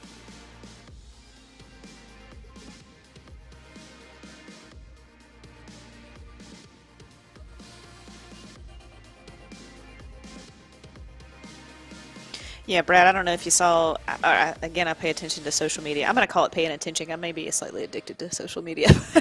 I was looking at Eric Hill's social media last night, and he was recognized at a rodeo or bull riding something or another. So it's cool to see cycling recognized in other venues. And you just never know who's paying attention or whose interest you're going to pique, and to have that awareness is just go beyond cycling is a really great thing that these guys are doing.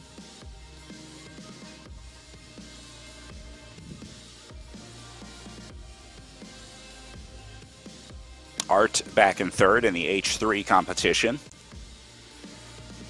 Our second Finnish rider in the Echelon Racing League. We have Anna Rokinen racing in our pro women's field. The Mustang in the back, is that right? The P51 Yeah, Mustang? we're learning about some. It's a Spitfire, Lauren. Come on. It's a Spitfire? Oh, I couldn't remember which one you had said yesterday, and it was the other one. I so. said P51 Spitfire, but it's the P51 Mustang is the actual plane. There is no such thing as a P51 Spitfire, as I learned. But I was close because the Spitfire and the Mustang were in the air at the same time, and there is a hot debate in the aerospace community about which one is cooler. I also learned, so I'm not going to get into the middle of that. Okay, well, I was paying attention yesterday, just so you know. You learn something new every day. That's right. There you go. It's a cool painting or photo. I'm not sure what it is.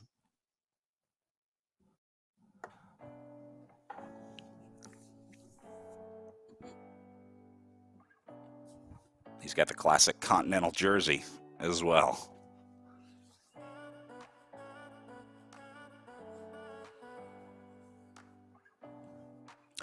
So Art at 2.6K to go as he tries to hunt down Andre and Kuman up the road. He's got a nice lead over Drosky behind him, so I don't think he has to worry about what's coming up in fourth. And Kuman looking pretty good up at the front.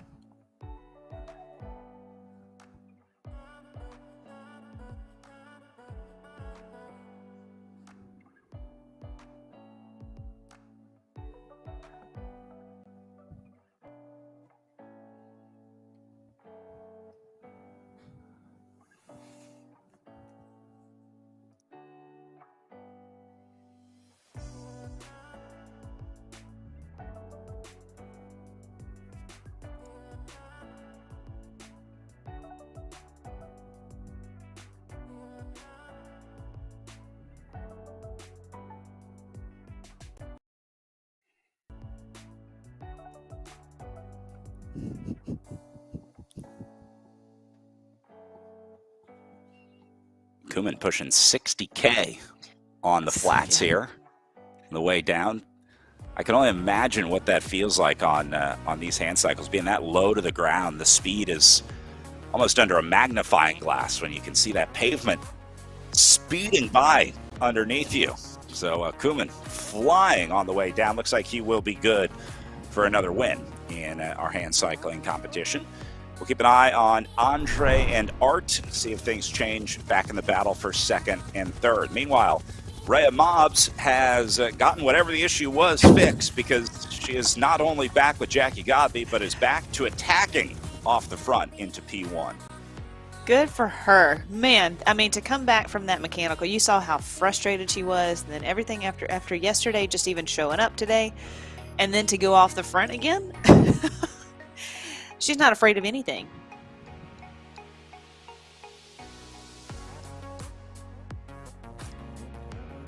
That's Mobs on the left, Godby on the right. Godby's almost just like a metronome, isn't she? I mean, just, okay, you have a mechanical, I'm going to go past you. Okay, you're back in and you go off up the front again. Okay, well, I'm just going to sit right here and continue doing what I do best.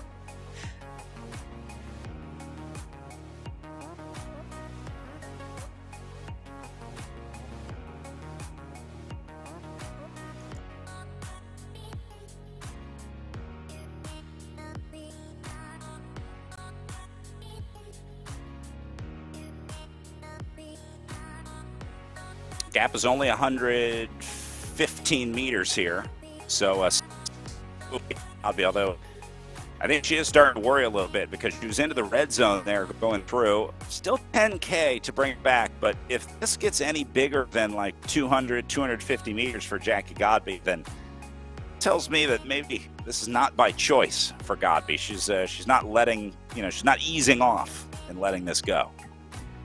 Yeah, but I also just wonder if Mobs, gosh, she's just spiking out and then dropping out like that. It's and then all that adrenaline rushes and she goes off the front again, and just can she hold it for this last 10K, or will Godby just, like I said, metronome her way right back to her?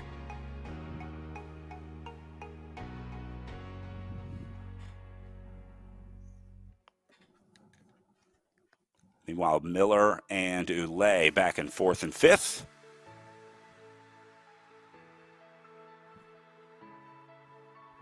Locked in together. This is going to be a good one. Again, this group we were talking about, I have a feeling they probably sprinted out in this 5-rider group here, which will be fun to watch. They're about 230 back on Ayala, sorry. So that'll be the next rider that they either pick up or comes into the group, as Ayala in third, still all alone. We saw this group yesterday kind of fall to pieces towards the end of the race and start attacking each other. So they're still racing back here. They're not just riding around to the finish. It's dynamics. You can learn a lot from whatever group you're in, and again, how to play the platform and to get the most out of yourself. We saw McCrosty really putting in some efforts towards the end of the race yesterday. So tons of racing for them, even though it may not be for a podium position. This is still good for them to continue forward and to race one another.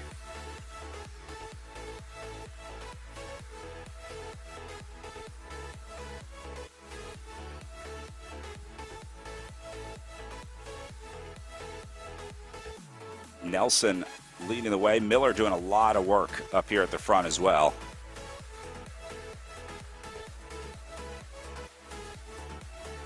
Ayala back up to 450 on the gap.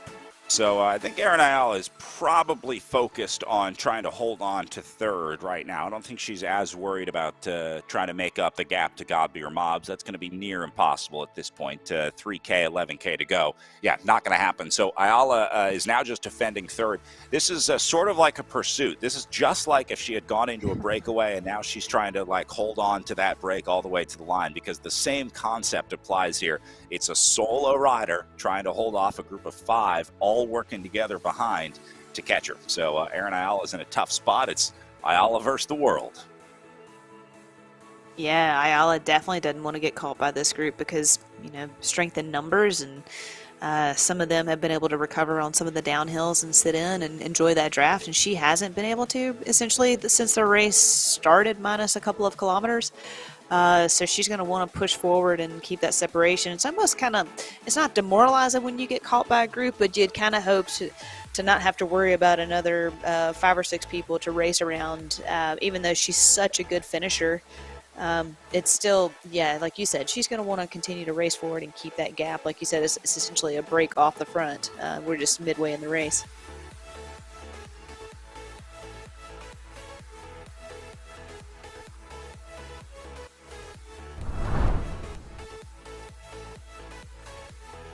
Meanwhile, Mobs holding on to that 220-meter gap over Jackie Godby.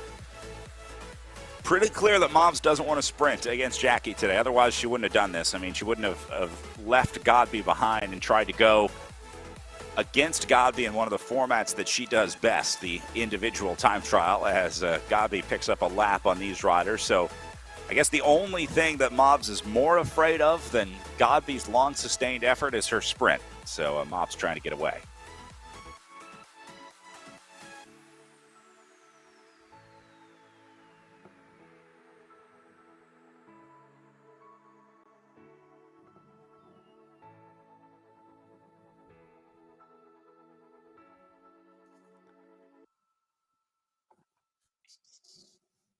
Unfortunately for Mobbs, they have not written in the free lap rule to virtual crit racing yet. In real life, if a rider has mechanical, they would be able to go into the pits at the Joe Martin stage race, get that mechanical fixed, and then they're allowed to go back into the race scored on the same lap as everyone else, even though they don't complete that lap, as long as they have a mechanical issue beyond their control. Those riders are allowed to take one free lap to get that fixed. We may have to do that in virtual racing, like a free drop out period or something where you get to reconnect and get back in. I'm not sure how that would work. There are much smarter people than me that I'm sure will figure that out, but I guess that's one of the differences between virtual and in real life racing. Yeah, that would be a nice feature to add, maybe a button or something that you have like a 30-second free opportunity to, I don't know what that would look like, but you're right. It is something that happens in real life, and that's kind of what RGT is all about, is that in real life experience. So, but now we're getting down towards the end of the race, and you don't have free laps with so many laps to go. So another factor, she's got to hope that her trainer doesn't drop out again, or the internet, or whatever it was. Yeah. She's got to be thinking about that. I mean, that has to be on the top of her mind. Every time you see that wattage drop, I think you probably think in the back of your head, is this my connection dying? Am I losing it? Or is it just sort of a natural ebb and flow of power? So, yeah, she's got to be nervous right now. Yeah, especially, again, after yesterday's unfortunate situation, whatever happened, again, like she had to finish that day. That takes something out of you mentally, and then to have a dropout today, yeah, she's just probably walking on pins and needles.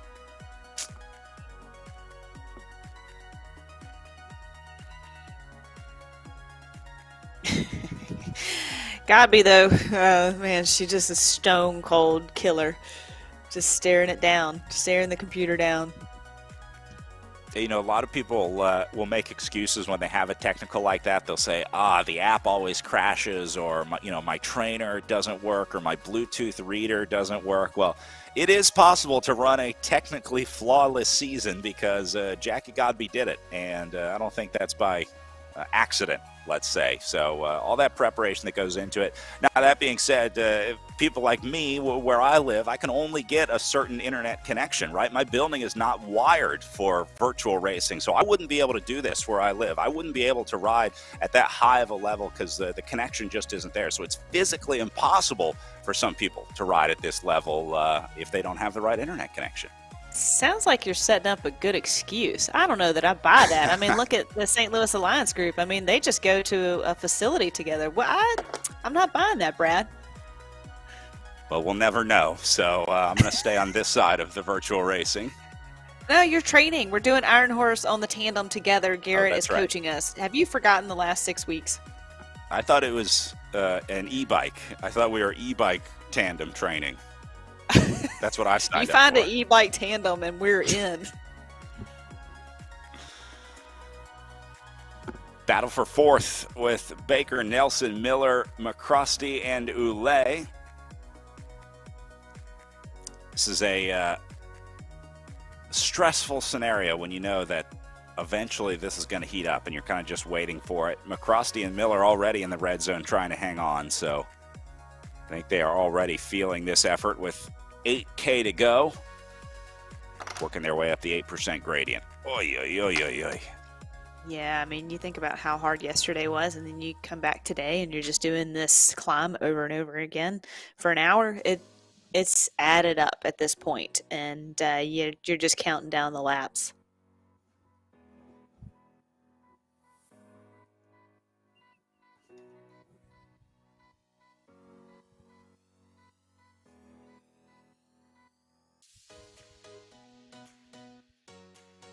Really not a question of if, but when I think somebody jumps out of this group.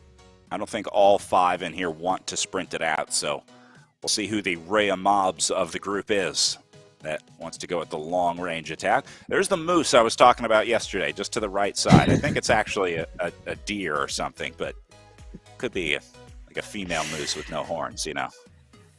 There's another one. They're all over the place. Gotta be careful out there. They need to set up some easy up tents because be more realistic for a crit.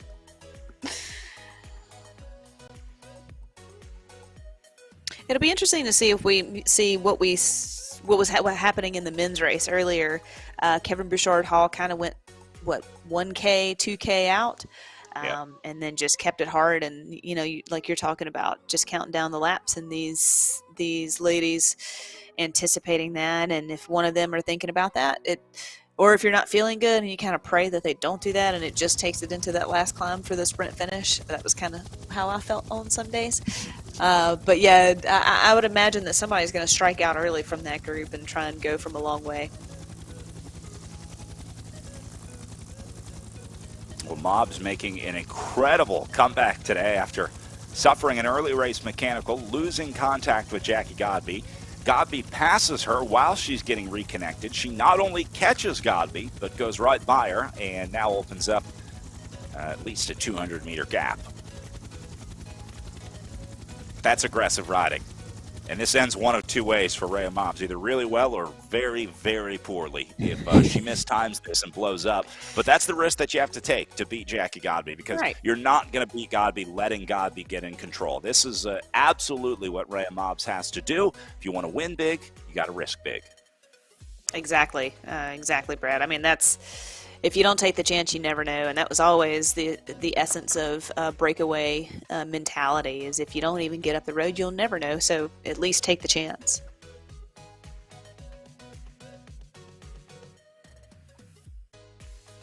Looks like Mobs has calmed down a little bit, seeing her power sort of normalize on the chart in the upper left, tracking her last 20 seconds or so of power, keeping it right around 250 here.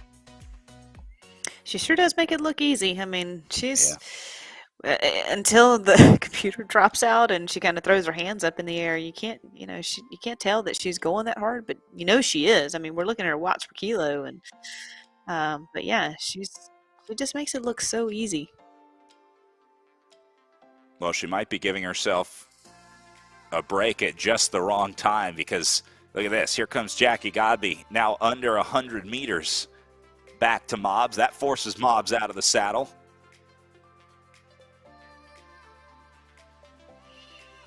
And then Godby's like a shark in water, you smell blood, taste blood. She's going to come in for the kill. Yeah, look how Mobs has to redouble her effort. Not looking so comfy anymore as they get onto the climb, and Jackie Godby shows up in the rear view mirror. This is like the joke, objects in mirror may be closer than they appear. Well, I think Jackie was a little closer than Rhea Mobs thought. A little too close for comfort. Open that gap back out. Yeah, and she wants to hold on to this. I mean, if you have it at 2K to go, you might as well go all in on the plan. Now is not the time to change the plan. As she gets the bell for one lap to go, going through the line for Rhea Mobs, 2K away from unseating Jackie Godby on the podium. A stage win would be huge for Mobs. She's had it a couple of weeks ago. Godby's pretty much got the GC wrapped up, but this is a good ride today for Mobs. Gap back out over 100 meters. Godby is rapidly running out of time to beat Rhea Mobs here. She needs to close it down before they get to that last hill. If Godby isn't within 50 meters by the time they get there, no shot.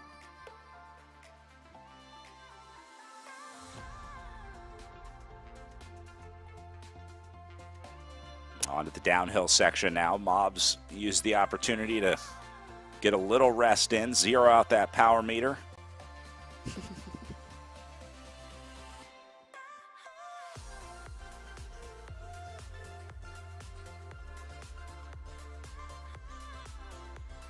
Very similar heart rates to both athletes. You see Godby at 176, Mobbs at 177.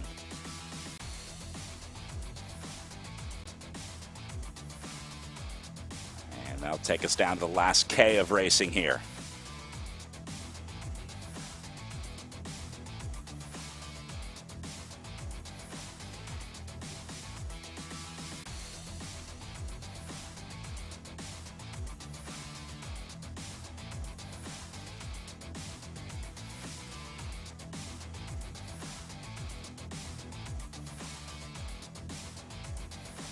Yeah, Brad, I think Godby's just going to go for the, just ride this in. She's got GC wrapped up.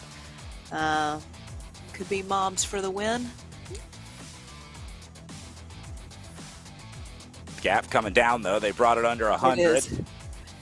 Down to 60 Famous here. last words. Godby can now see Mobbs with 400 meters to go. Both out of the saddle.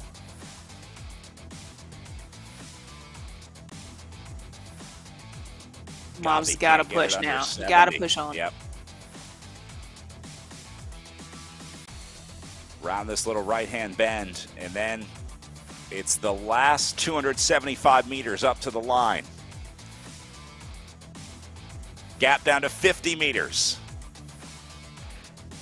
Here comes Godby, 180K to go. 40 meters now. Down to the last 100 meters of racing. And I don't think Godby's going to have it today.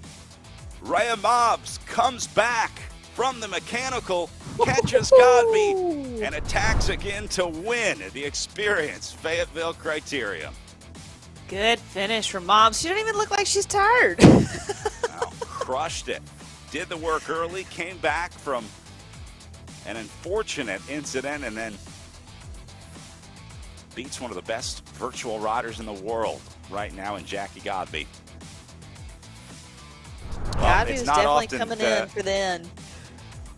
Not often that you see Jackie Godby get beat, so a little bit of history made today on our GT. Here is the race for third. Aaron Ayala, the only eligible rider here. Dorr is a lap down. So Ayala going to come through solo to wrap up our podium in third, and then that battle for fourth is about 700 meters behind her with Miller, Nelson, McCrosty, and Baker. We'll see if we can pick that up as Ayala makes her way in for another podium finish this season.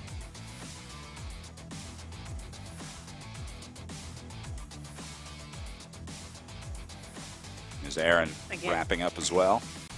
Good focus by Aaron. I mean, she's kind of been in no man's land a lot of this race season. So coming from a triathlete background, she's probably very comfortable in this space, but still you join the RGT platform to race against others, and she did. She starts out with everybody and hangs on until she gets dropped essentially, and then she finds her rhythm and just sits in and has just had a stellar season rounding out the podium. Here's the race for fourth with Miller leading the way. This one gonna hot up here. As they get ready to head out on their final lap of racing. Going to see 2K to go when they go through the line.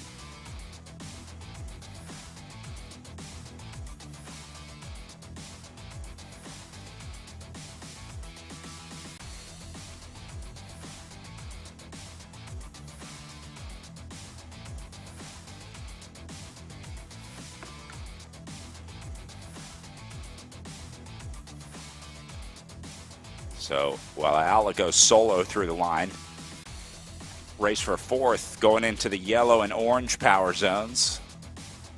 Still nobody jumping out of this group. I'm a little surprised, but also day three of a stage race. We're, maybe less inclined to make those aggressive moves. Exactly, but yeah, you're right. I'm a little surprised at that as well. Maybe waiting till the last kilometer. Or maybe they're sticking together thinking that they can bring Ayala back. They did make up a little bit of time, brought it under 400 meters. So I'm not sure if this is maybe a concerted effort to try to bring back third. I do think they're going to run out of time, but they have been somewhat consistently bringing back just a little time on Ayala over the last couple kilometers. Everyone into the red on the climb now in the race for fourth. Nelson leading the way. Project Echelon has 2 riders here, but I don't know that you can really do much in terms of tactics. At this point with that hill, it's not like you can really send a rider up the road. This group gets the bell for one to go as well. Yeah, right. Sometimes you're just back there in gruppetto essentially with your teammates and just trying to salvage the day.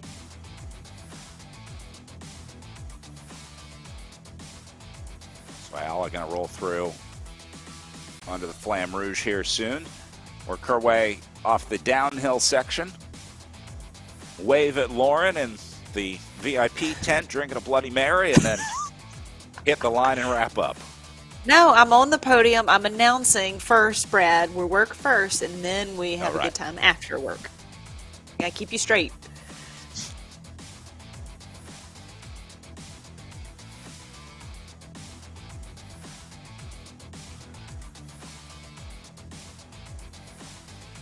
I have a feeling this is just going to come down to that last climb for our fourth place group on the right side of the screen. They're just going to have a good old-fashioned slugfest on the way up out of that last corner.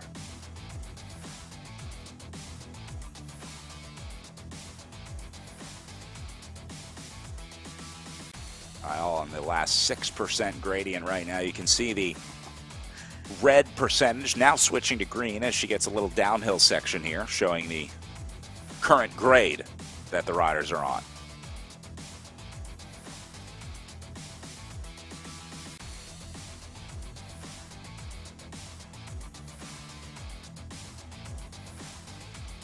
And it's this last little right-hand bend, just like in real life. You do that that last corner, and then you can see the finish line, but there's a big old kicker in between you and that arch.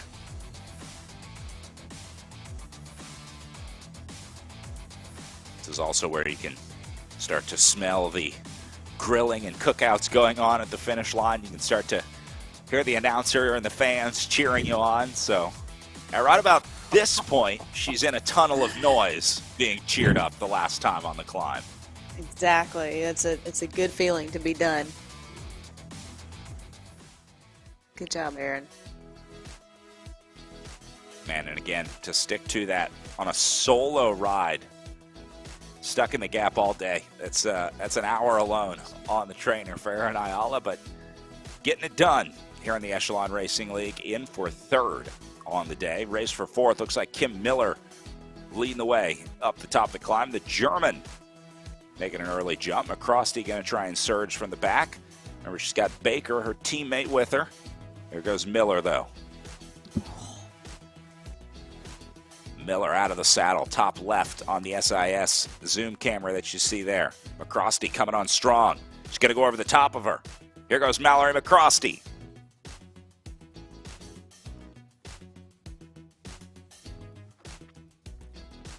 Miller's not done yet. She still has the wheel. 75 meters. Under 50. McCrosty holds on. She'll take fourth place on the day, out sprinting the group to the top of the climb in downtown Fayetteville. Nice job by McCrosty. That is not an easy tactic to win out of. I mean, that situation, it's a classic scenario, but you'll never have the same scenario twice.